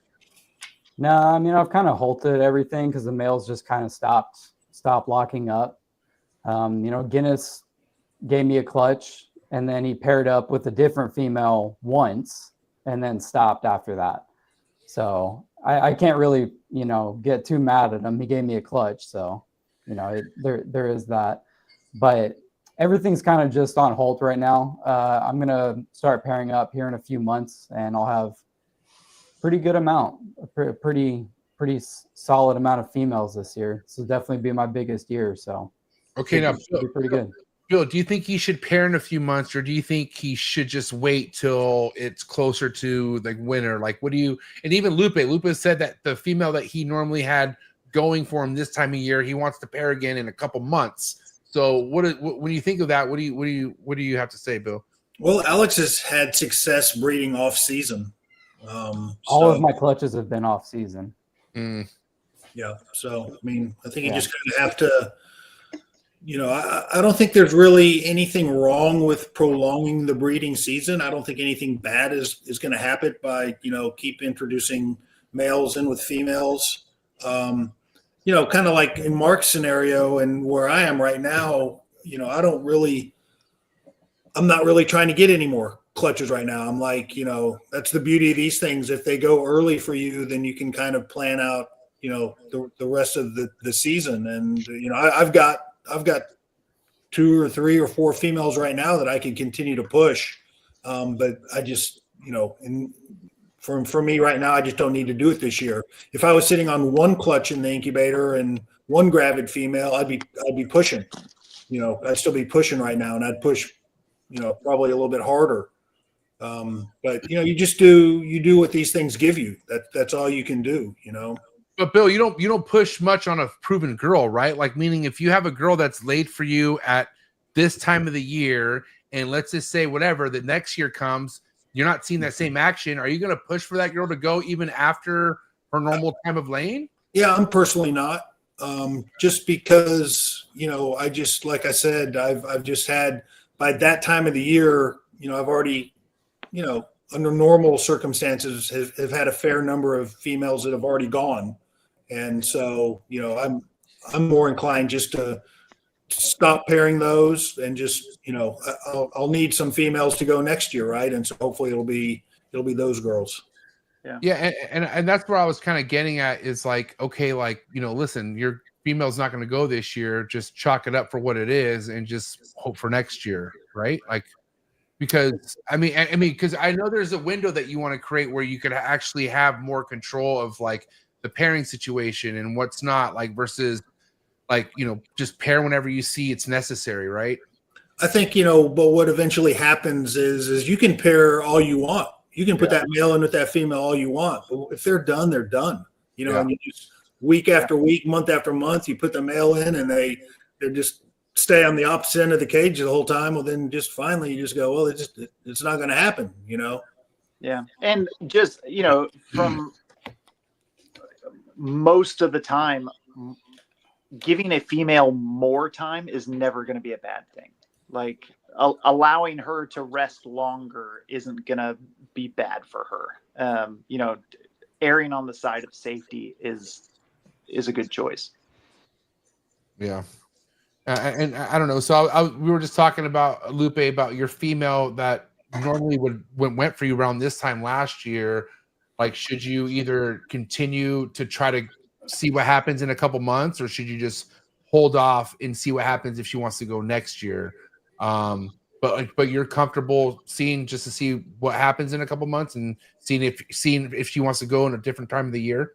Well, she went way early for me. I saw locks with her, I think mid-November. So I had her eggs already about to hatch by this time. But I may pair her one more time for about 2 weeks or so, and if I don't see anything by then, I'm gonna call it quits with her and just wait for her for next year. Give her more time. Because guys, I'm real curious if a female will go in different times of the year. Because we, like you said, Mark, you have females that just it's on their time. Like they'll want to go when they want to go, and maybe they're just not happy or comfortable going in the summertime or in the warmer part of the year. And maybe if they are gonna go, they prefer it to be cooler, or the opposite. Maybe they rather go in the summertime. Because like Alex, I've had plenty girls go like in the fall, and I'm like, what the hell is this? You know, and all this other weird stuff. And so I don't know, like you would think it'd have to come down to preference with some of these females, right? I mean, that's what I would think. I mean, I thought she was going to go the same time of year. I would see locks or something and nothing. So, I mean, if they build follicles 2-3 times a year, like everybody says, then, you know, maybe she'll go spring. Yeah. I think it's been pretty well documented that females can go in different parts of the year. Like Bradley just said that he had a female like 18 months apart. And so, you know, there's been plenty of breeders that have bred the same female and had them lay in completely opposite times. But I think that would also go to the rhythm that you're putting that female through. You know, is she hitting, are you doing the same rhythm but in a different part of the year, or you know, or just it's also one of those cases that it can happen, but it's not the norm. Yeah. You know? Yeah. Well, again, demographically, I feel like it depends where you're from, because I do know, and not to compare ball pythons again, but there's plenty of SoCal breeders who will always say that their females go at least a month or so a little bit later than the year before, and it just keeps growing from there. Go ahead. I mean, that doesn't surprise me. I mean, I could see that happening. Yeah, and you know, being in SoCal where it's normally kind of consistent warm temps, and not even crazy warm, but just we don't have anything drastic like you guys get in Texas, and either different parts of the country. You know what I mean? So I feel like that's why also it's almost a dangerous thing in SoCal, because you could get away with breeding all year round, but then again, thinking of breeding all year round could really stretch you out. And I don't know. I'm just the more hearing about Bill's seasonal techniques and Mark Bailey, how he does this stuff for so many years seasonally. I feel like I maybe need to start focusing on being more of a seasonal breeder versus all year, even though you could get away with it either way, do what you want. But I feel like, you know, I could concentrate and focus more seasonally versus fucking 12 months out of the year, you know? I don't know. Well, I think you also have to find your season too as a new breeder. Yeah, for sure.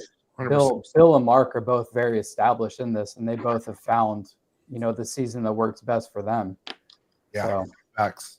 Yeah. Well, and I think it's also the balance of finding the season that your snakes work in, and then also making your snakes work in the season that's best for you, and finding that balance to where both of you are like both you and the snakes are in sync with one another. Like I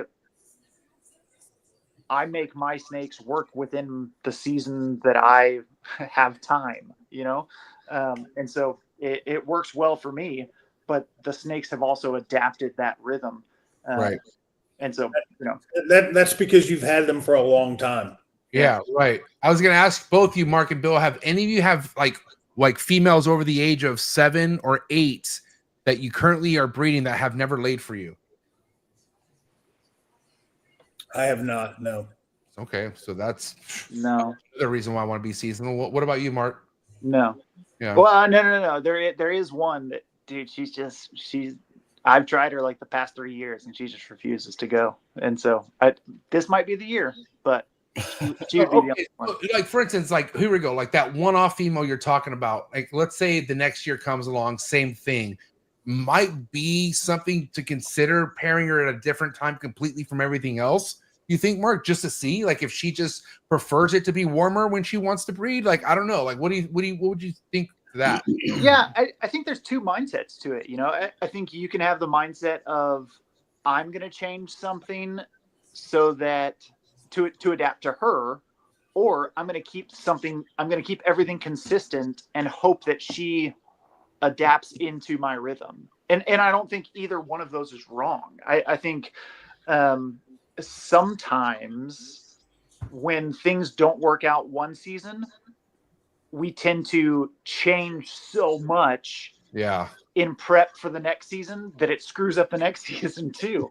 And so, you know, I think it's a gut call sometimes of, man, I'm going to make a change to hopefully, you know, allow her to feel comfortable or go or How many whatever. seasons would you give her for her to adapt to you? Yeah. 7. Or you just How long are you going to give her? Say what? I said, well, how long would you give her for her to adapt to you, you know, to when you want her to breathe? Yeah, I mean, dude, this is year 3, so at least 3 years. I haven't changed anything yet. I keep trying her at the same time and fasting and doing like she's. Mark, have you tried different males? Yeah. And she is getting locked, or she's not getting locked? Oh yeah. I mean, I've stopped counting the locks. It's unbelievable, and she just powers through. I had a female that did that. Clover did that with a male. Multiple locks, nothing. And then the next year, I bred her to Jaeger, and man, they were done in a month. Jaeger don't shoot blanks. Yeah, that's just Jaeger. That's just Jaeger being Jaeger. Yeah. Well, but the thing is, you know, once you see one lock, you're committed to that male, and so for that year. Yeah, for that year. And so, you know, it's like, man, I'm going to leave that male in there and play this year out until about April 1st, and then I'll hit the reset button and try again. But it doesn't hurt to try again with a different male. No, for sure. Yeah. Meaning like if the locks stop and then you're like, well, what's happening? Then you're saying you would try another male, Bill, or you would stop? Well, I'm kind of like Mark. Once you've committed a male to a female for the season, especially if they're locking, I wouldn't change anything. Yeah. But what if the lock stopped though? That's what I'm saying. What if the action just completely stops? I don't know. Then you're in kind of a gray territory there. You know, if they stop, I'm more inclined to just, you know, let them reset. And you know, I had that male. Clover, I was like Mark. I quit recording the locks. It was 20 plus. Yeah. He didn't go. You know. Yeah. That's what I'm saying. Locks look good, but goddamn, they don't mean shit. They really don't. I mean, it's a great place to start. You know, right. one step at a time, and that's the first step. But if you're chalking down locks on your wall and thinking, oh my God, 20 locks is a guaranteed clutch, you're fucking shit yourself. Not even close. Yeah. Oh my God. Yeah, I mean, over 3 years, this female's probably been locked 100 times. Man, what a hoe. Yeah. Then you have to start, then you have to start thinking about fertility issues in the female. Sure. Especially if you've gone through multiple males. If you've gone through 2 males and you're getting consistent locks and she's not doing anything, then you have to start just considering an infertility issue. But who the hell knows? What if you had an ultrasound? Yeah. Hey, Bill, I'll be at your house this next week. Well, yeah, you, me, Alex will get together. Alex is like, no, Mark's not allowed to use the ultrasound. I mean, would you be able to tell with that ultrasound about fertility issues or no? Well, I think if she locked 20 times and she has no follicular development, then I'd begin to consider that there's an issue with her. Gotcha. Okay. All right. See you next week. I'll be here. You know where to find me. Hey, well, question that I have is, Alex, you said that nothing's really happening over there, but your YouTube channel is definitely happening. Yeah, buddy. Dude, talk to me about what it's like being a YouTube sensation. I wouldn't go that far at all. I don't like it. I don't like being in front of the camera or anything, but I feel like, it's kind of a necessity, and, I'm wanting to take this as far as I can and potentially do this one day. And I was actually talking to Jaffe, so shout out to him. And he was saying that, look, if you're going to do this full time one day, you need a YouTube channel. Like, you need to put your name out there. You need to get content out there. And he was 100% right about that. Yeah. So I'm taking it one day at a time, one video at a time with that. So yeah. How's it been? It's been okay. I mean, some videos have gotten really good feedback, some not so much. It's YouTube. It's just how it goes. It's just the way it is. What do you consider good feedback and bad feedback, Alex? Well, I guess I don't know. If numbers, are you looking at the numbers? Yeah, I mean, I'll also notice the correlation. If I put out a YouTube video and it gets a lot of views, and also I'm getting a decent amount of followers on Instagram as well. And DMs, and then that leads to inquiries about and exactly, and DMs saying, hey, I saw your YouTube video, what do you have available? Then I would consider that good feedback, MJ. But easy, right? Mr. Figured out YouTube already. My bad. I'm sorry. But I don't know. I'm just taking it real slow, and it is what it is at this point. I'm still trying to figure out my way with it, really. Yeah. Well, dude, it's been awesome. I've loved watching them. So thank you. I appreciate that. The content's been great. I mean, especially somebody that's kind of up and coming and wanting to do their first pairing. You're putting out some great stuff. Yeah, and the other thing is it's a lot. It's hard to find somebody establishing neonates on YouTube. There's just not a lot of that content out there. Yeah. So that's kind of what I'm focusing on, is more just like raw footage of how to actually take care of these things and what I do, and just stuff like that. So yeah, it's been awesome. Yeah. I appreciate it. What's your plan as far as future videos? Like, do you have like a lineup of videos you want to come out with, Alex?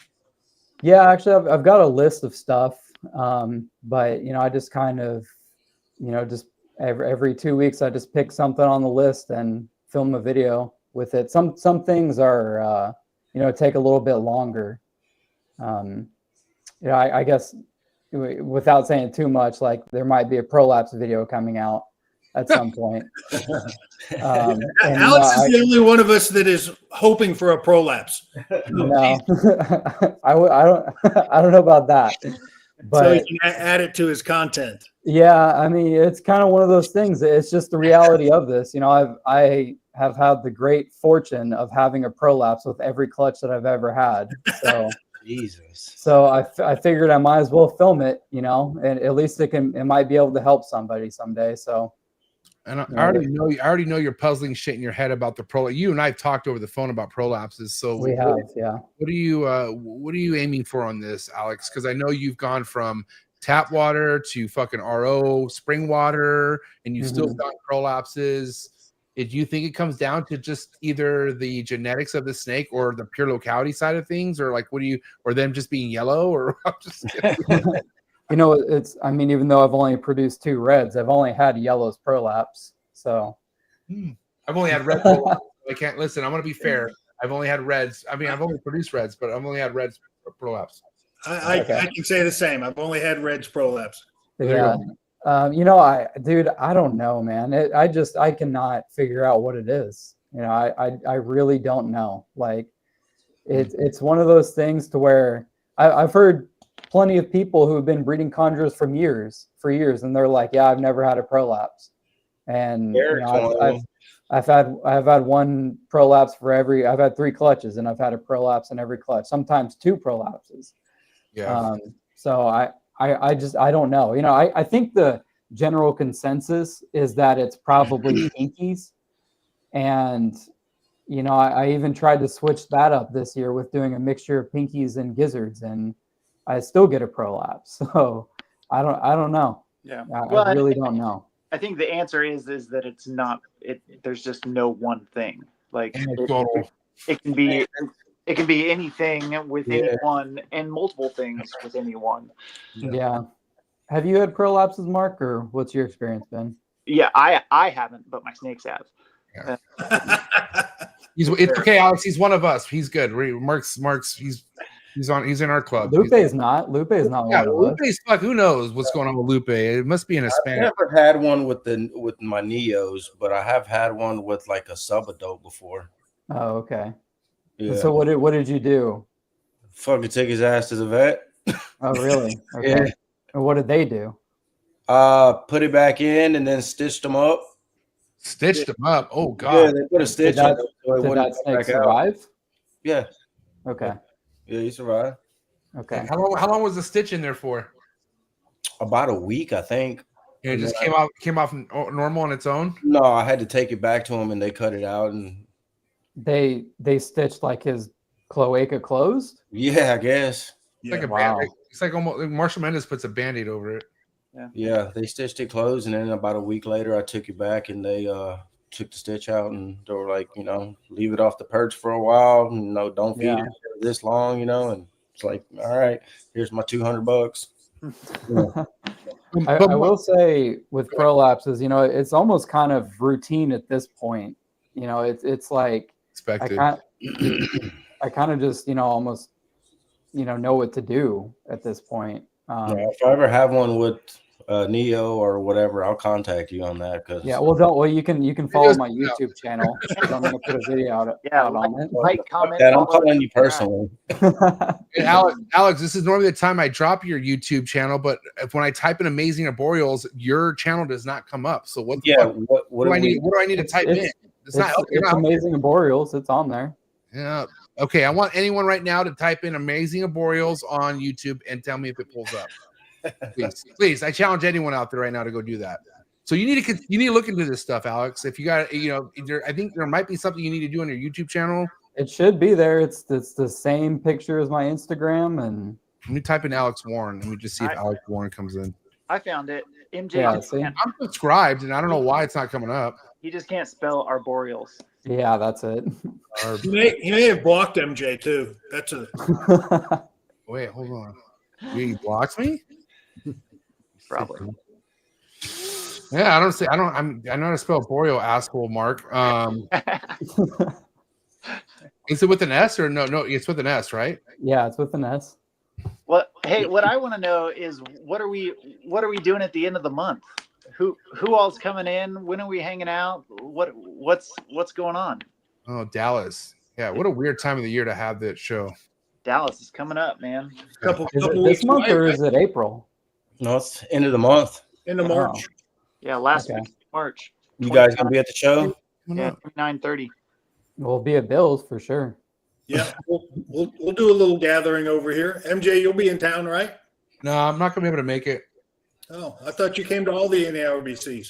I'm going to. I'm Tinley, and your guys' show is just way too close. Because Tinley's this weekend. I'm going to Tinley, and I didn't put this on the calendar for Dallas, so I can't make Dallas and Tinley, unfortunately.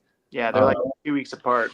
Yeah. I mean, Tinley's this weekend, and then I thought Dallas was in April for some reason, but it's literally the last week of March. Yes. So, but yeah, I mean, I'll be there in September. I don't miss September. So, yeah, I don't know if I'll be there this March. I'll be definitely coming in September. September's the big one. Yeah.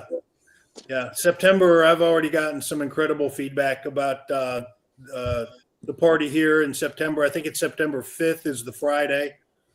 So I know all of you guys will be there. Definitely. Okay, let's end this podcast with maybe a really cool Bill Stiegel party story. Okay, I told Alex, like, I feel like it'd be a cool thing to like go around the horn and like talk about your favorite Bill Stiegel party moment. I got too many, but I do have one loaded in the membrane ready to go. But does anyone else want to go first? Or Alex, why don't you go first? What's one of your most iconic memories of a Bill Stiegel party that you could talk about? That would definitely be when I was hanging out with Steven and Ashley from Focus Cube. Okay. And Ashley goes, "Can I touch the Carpondro?" Oh, yeah. And I was like, "Sure, go ahead." And she opens the cage and gets it out. I thought she was gonna touch it, but she wanted to hold it. And this was at night, and this thing's nose was pointed down at her wrist and just bites on her and wraps her up. And there was about 20 people standing around at this point. There's blood dripping down her arm, and I'm like, are you okay? Like, do you need help? And she goes, "No, it's fine." Like, she doesn't flinch at all. Like, yeah. And Steven's just standing there like this is just an everyday occurrence. And she just unwraps it and puts it back in the cage and cleans up her arm and cleans up all the blood and good to go. Wait, then I came in and what? Yeah, you came in and then you got it out, and I was hoping that you would get bit too, but you didn't. Dude, fucked up. Hey, that was the same night that Lucas got my zebra jag out, and it also bit and wrapped him. Yeah. So it was at that point that makes sense. It was at that point we kind of decided, let's not hold any more animals at Bill's. Yeah, we locked it down after that. Especially you don't know what the fuck you're doing. Yeah, must have been a full moon or something. That's something. Iconic. Yeah. All right, Lupe, why don't you go next? What's one of your I've only been to a couple of them, but that's enough. I mean, you've seen something. Yeah. Something. Fuck. I remember that dude that fucking fell out last year. Oh, damn, you jacked my story. Okay, but were you there for it? Yeah, I was standing out there when it happened, dude. Let's talk about it. What happened? I mean, I don't know what happened with him, but I was just standing out there having a good time, and next thing you know, freaking this dude's laid out on the floor, and that was pretty crazy. I'm not sure what happened though. I'll elaborate. Okay, I was cool that I'm not cool that it happened, but you were there for this, and it was still broad daylight, or maybe the sun was coming down. Definitely not nighttime. I know that it was just getting night or something. Party was just getting filled. Like there was people starting to flow in. Me and Marshall are on the bar side of the pool where there's like a TV and stuff, and of course I'm like, "Marshall, do you want to smoke?" And Marshall never says no when I ask him to smoke, and so we went over there and started smoking, and here comes a guy. I don't want to say guy, he's my friend, Kenneth Jordan. He was like, "Hey, can I hit some of that?" I think he's from Kentucky or something. I was like, "You smoke?" He's like, "Yeah, I smoke." I was like, "All right, here you go, hit it." And it's gone around a couple times, and me and Marshall are laughing, and then next thing you know, you just hear smack, and the guy completely like fell back. Well, I went to go get food. Actually, I think they called for food, and I was gone. We had just started serving food when that happened. Yeah. Yes. I was like, well, I'm gonna go eat, and then I see all the commotion. I see all these people hovering around my homie Kenneth, who looks white as a ghost, and I'm like, dude, what happened to you? And he just fucking hit the goddamn floor, the pool floor, like a goddamn concrete. No, concrete. Oh my god! Ambulance roll up. And then the nerve of the dude to be like, "Oh well, I'm gonna take off." He's like, "I'll drive home." Bill's like, "The hell you are? Give me your fucking keys." And I got the keys for Bill, and then Bill was able to. And Bill's like, "You better watch this motherfucker the whole night." I'm like, Shit. But he ended up holding it down, and he ended up getting an Uber. We got him a lift back to the hotel. And he did great. We saw him the next day at the show, and thank God. And yeah, he was fine. That's good. Yeah, that was a pretty scary moment.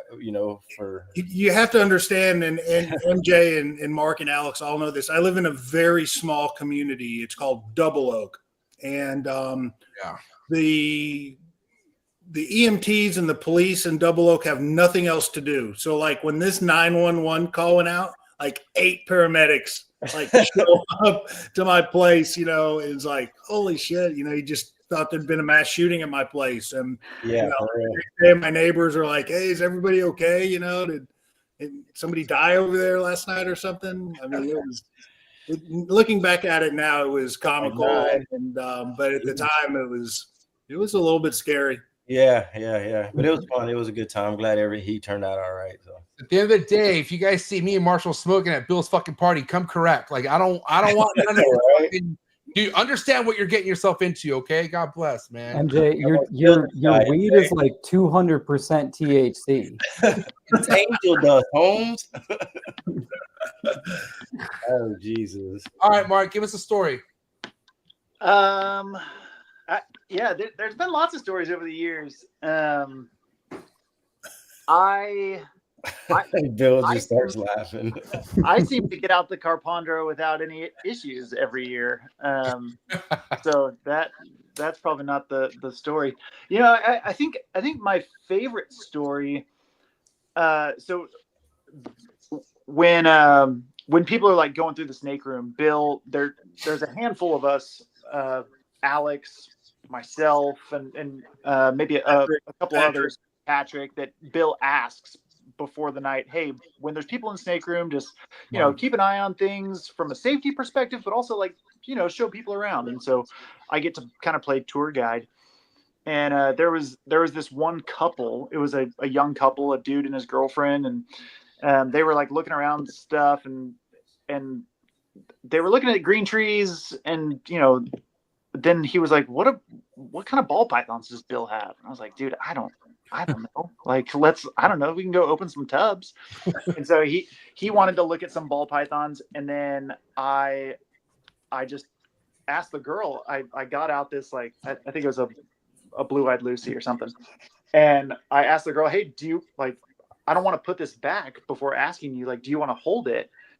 And she just said oh, I've never held a snake before. And I was like, oh, dude, then this is the best one. We're at the right moment. And so I'm not going to make you do it, but if you do, this could be a cool moment for you. And I promise, this snake isn't going to bite. I'll hold its head. And so she held her first snake right then and there. And it was dope. That was cool. And it happened right there at Bill's party, which, was just a cool moment. All right, Bill, let's hear a story from the man himself. What's probably one of the most iconic Bill Stiegel story parties that stand out in your head, Bill, after all these years? Well, I think what we talked about before was what I was going to mention, but I will say that there was a time, I can't remember if it was the last party or the time before that. And MJ, all you guys are very familiar with my backyard. I've got a swing, right? A swing that holds 4 people. And I was sitting in there. I wasn't on the swing, but I was sitting in there and I was looking at the swing. And there was Ashley and Marshall and Brian Phillips. And they sitting in the swing. And they were all shrooming. They had all taken mushrooms and they were all laughing, hysterically. And I'm just sitting there wondering the whole time, please swing, do not break. Do not fall and and ruin this party. So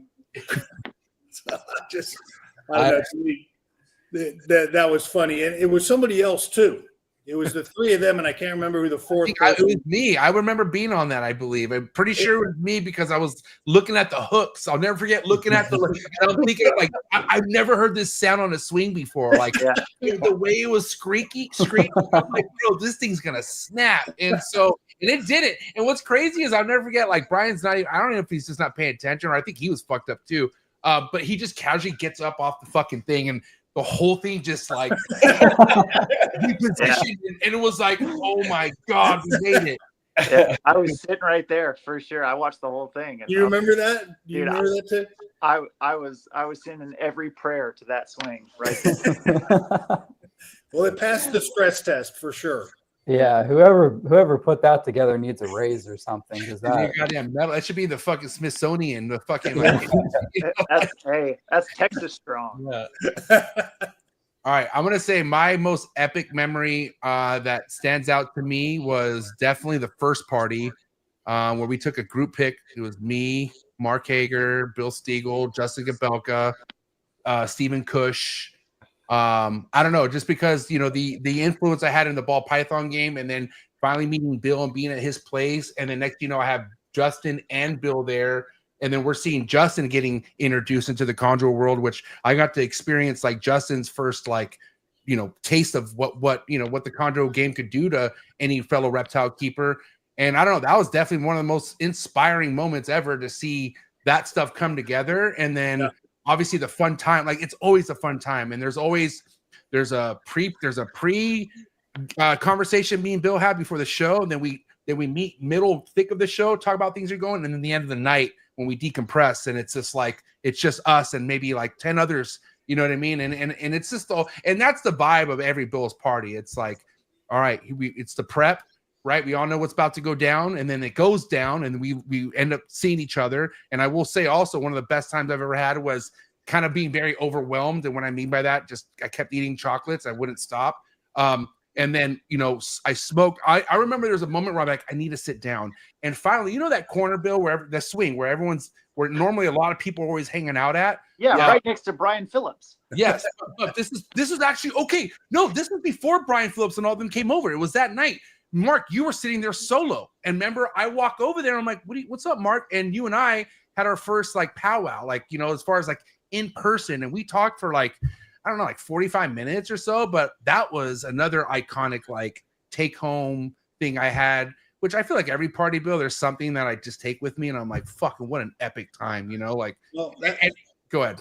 Well, that's the great thing about that party is most of the people that are there are not green tree python people. Yeah. A lot of people that come, it's their first exposure to green tree pythons. And that's people like Justin and other big ball python people that have been in the industry forever, but it's their first exposure to green tree pythons. And I get a lot of excitement, a lot of, just joy. And, the first time you put a green tree python in somebody's hands is, it's memorable to most people. So especially when they're seeing the stuff that you're producing for the first time, they're seeing stuff like that. They're like, holy shit, Yeah, it can get non-green tree python people excited, and that's a lot of fun. Yeah, I mean, I met Justin Kabolka at Bill's party. I met Bob Vu at Bill's party. I met Dave Levinson at Bill's party. Like all those dudes. And Chad Walker. Yeah. All of, and it's like, dude, this is great. This is not my world, but well, this is my world. These are just not my people, but I'm meeting them and we're chatting it up and having a good time, and it's pretty awesome. It's a really special gathering that I would highly encourage anyone to go. What's funny? I've there's a couple of people I've actually sold snakes to that have asked about NARBC and coming to Bill's party. I'm like, yeah. Sure. I'm like, just reach out to Bill. I was like, he'll be cool with it. I was like, that's all they got to do. I just need to know who's coming. Because there is a strict list at a certain point, and that's because he needs the exact head count, right, Bill? That's all it comes down to. I need to get as close as possible because I provide food there. I was like, I provide food, I provide alcohol, and beer and wine and all that. So it's important, for me to get an accurate head count. And really, it's been really pretty good. Most of the people that RSVP end up coming, and I take a lot of pride in that because most of the people that are coming, they're staying now in Dallas, and that's a 40-minute haul to get up to my place on a Friday night. And so for people, a lot of people, they come in, they're tired, they've set up, they've got a lot of work to do that weekend, and the fact that they take the time to come up to my place and spend a few hours is that's special. It means a lot to me. Let me say this, Bill. I can't relate to that because I stay at that room in your place. I know. That's MJ's room when Courtney's not in there. I love it. No, listen, Bill.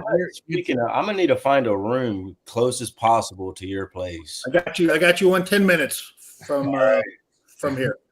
Yeah.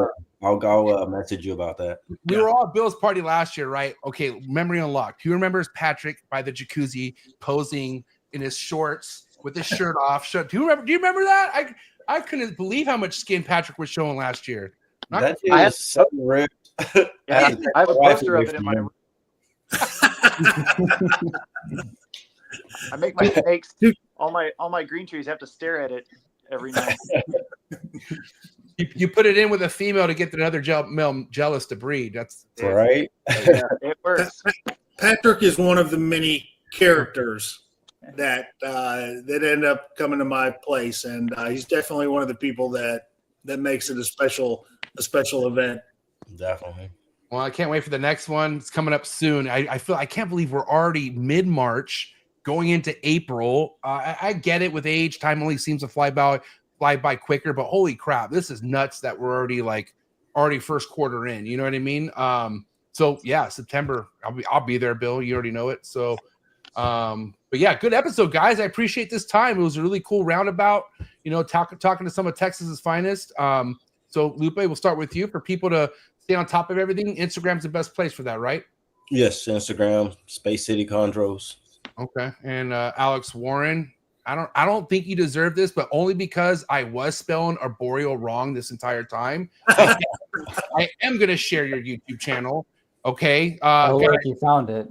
Please subscribe to this man's YouTube channel. He's not to be slept on. He focuses on chondros. So you're right. I don't think there's any other YouTube vlogger out there who's just dialing in on this type of stuff. So mad props to you, Alex. Other than your YouTube channel, follow you on IG, you would say? Amazing. Yeah, IG. That's the best way to get in touch with me as well.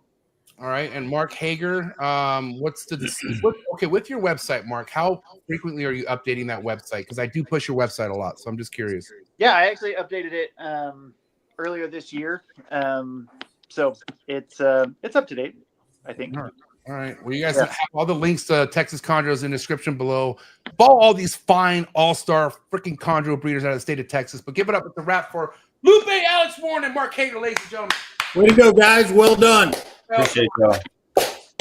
Have a good night, boys. Thank you so much. I appreciate it. All right. Thank you, guys. Peace. Right. I didn't think of Marshall once this entire time. You know what? I didn't either. That's what Texas do to you, man. You just focus on Texas. You know what I mean? Good show, Bill. Listen, I got to say, Texas isn't playing. I feel like every year it's only going to get hotter and hotter as far as the productions out of the state of Texas. But how'd you feel tonight's episode? I knew it was going to be good. I mean, these guys are like family, to us. So some shows are easier than others to do and be yourself and just let things rip. And this was one of those episodes. Definitely, man. Well, I enjoyed it. I appreciate you so much, Bill. You guys know the deal. If you're not already, Phoenix Reptiles on IG. Hit up that subscription, especially if you're just coming into the chondro game. And appreciate all your love and support, Bill, as always. Man, I will see you soon. I will see you. When will I see you? I thought I was going to see you in March, but I guess it may not be until September, I guess. My party in September. Yeah. Because I'm not going to, make Trap Fest again. Yeah, okay, let's get this out of the way, okay? Because there's a Reddit post right now that you are going to leave All in the Tree Tuesday because this is now your second time not coming to a Trap Fest, and I think that's a lie, okay? So why don't we, for the record, state if I were to pick a different time of the year next year that works, we could possibly have you at a Trap Fest back again. I mean, I had such an awesome time. I've been to 2. And there's really only a couple things in my life that would keep me from coming to Trap Fest. So even if it was just a week or 2 before or after, we definitely need to work it out. I'm going to have definitely FOMO because the Trap Fest this year, I think, correct me if I'm wrong, is probably going to be your most epic one from what I can gather from the people that have committed to attending.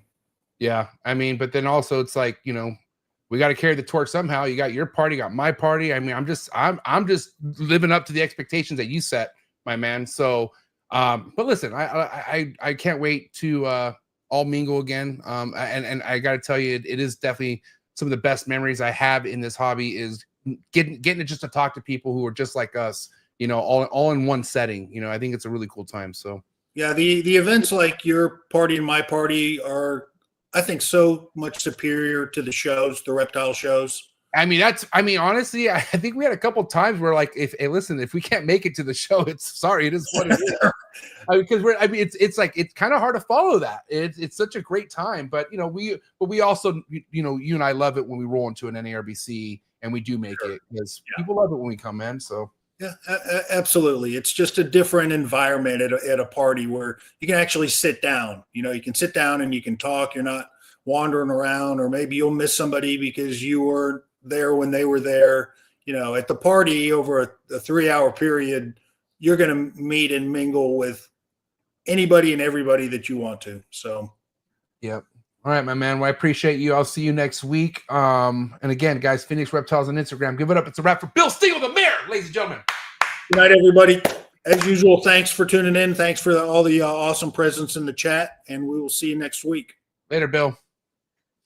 Appreciate everyone who tapped in. Before you go, if you're not already, please subscribe. Hit that subscribe button. Hit that notification bell. Select all. You'll be reminded of every single podcast released out of the Trap Talk Reptile Network, the only reptile network that is 7 days a week, Monday through Sunday. Okay, so don't forget, if you listen to Trap Talk on the audio platforms, you could also rate, review, and subscribe on all those platforms. So wherever you listen to any of this, I really appreciate it. Before I let you guys go, if you're looking for exclusive content, if you want to get more out of what you see out of each episode, then please consider joining the Trap Talk Patreon family. You could do that by clicking the very first link in the description below. As soon as you join the Trap Talk Patreon family, you get connected to a Discord, and there's an amazing Instagram group chat.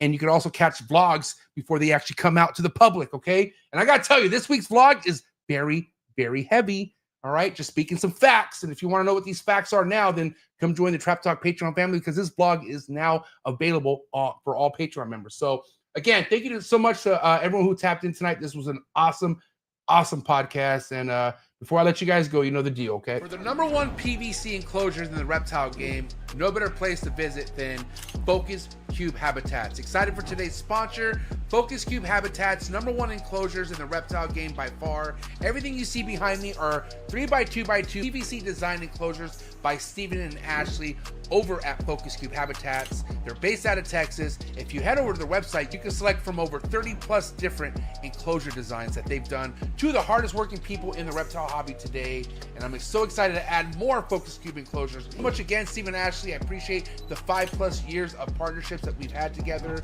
Looking forward to growing more. Head over to FocusCubeHabitats.com. Head over to their YouTube channel, subscribe, and check them out on Instagram. Thank you so much, Focus Cube Habitat. When you think about building a good community and being a leader of that community, nobody comes to mind better than Mark Heger over at Texas Chondros. That's right. Make sure you head over to TX Chondros on Instagram, and also head over to Mark's website. See what he has available green tree python wise, and be ready for quite the 2025 green tree python breeding season out of Mark Heger. He's a veteran in the green tree python game, one of the best and nicest breeders in the green tree python game. He's been putting on the whole state of Texas for as long as I've known him. So if you want to see all the amazing other chondro keepers out of the state of Texas, another good reason to go follow Mark Heger over at TX Chondros on Instagram. And again, head over to his website, texaschondros.com. You can find all the links in the description below. Thank you so much, Mark Heger, for supporting the trap. Cheers.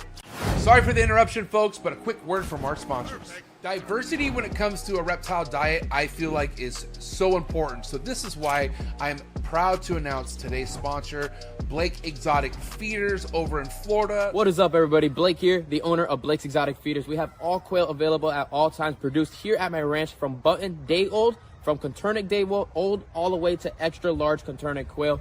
If you guys have any questions, DM on Instagram. Appreciate the support, you guys. Make sure you guys hit me up. We have all the quail like I mentioned, and everything is shipped right here from my house. If you want the #1 quail sent to your doorstep, and more importantly fed to your reptile, no better company than to go to than Blake Exotic Feeders. #1 quality in quail, hands down, and I gotta tell you, my reptiles love it just as much. It'll give me a peace of mind to know that these quail are grown on his property and it's not bought third party. Head over to his website, Blake Exotic Animal Ranch, to place your order, or you could just hit him up directly on Instagram. Let him know that the Trap sent you and he'll take extra good care of you.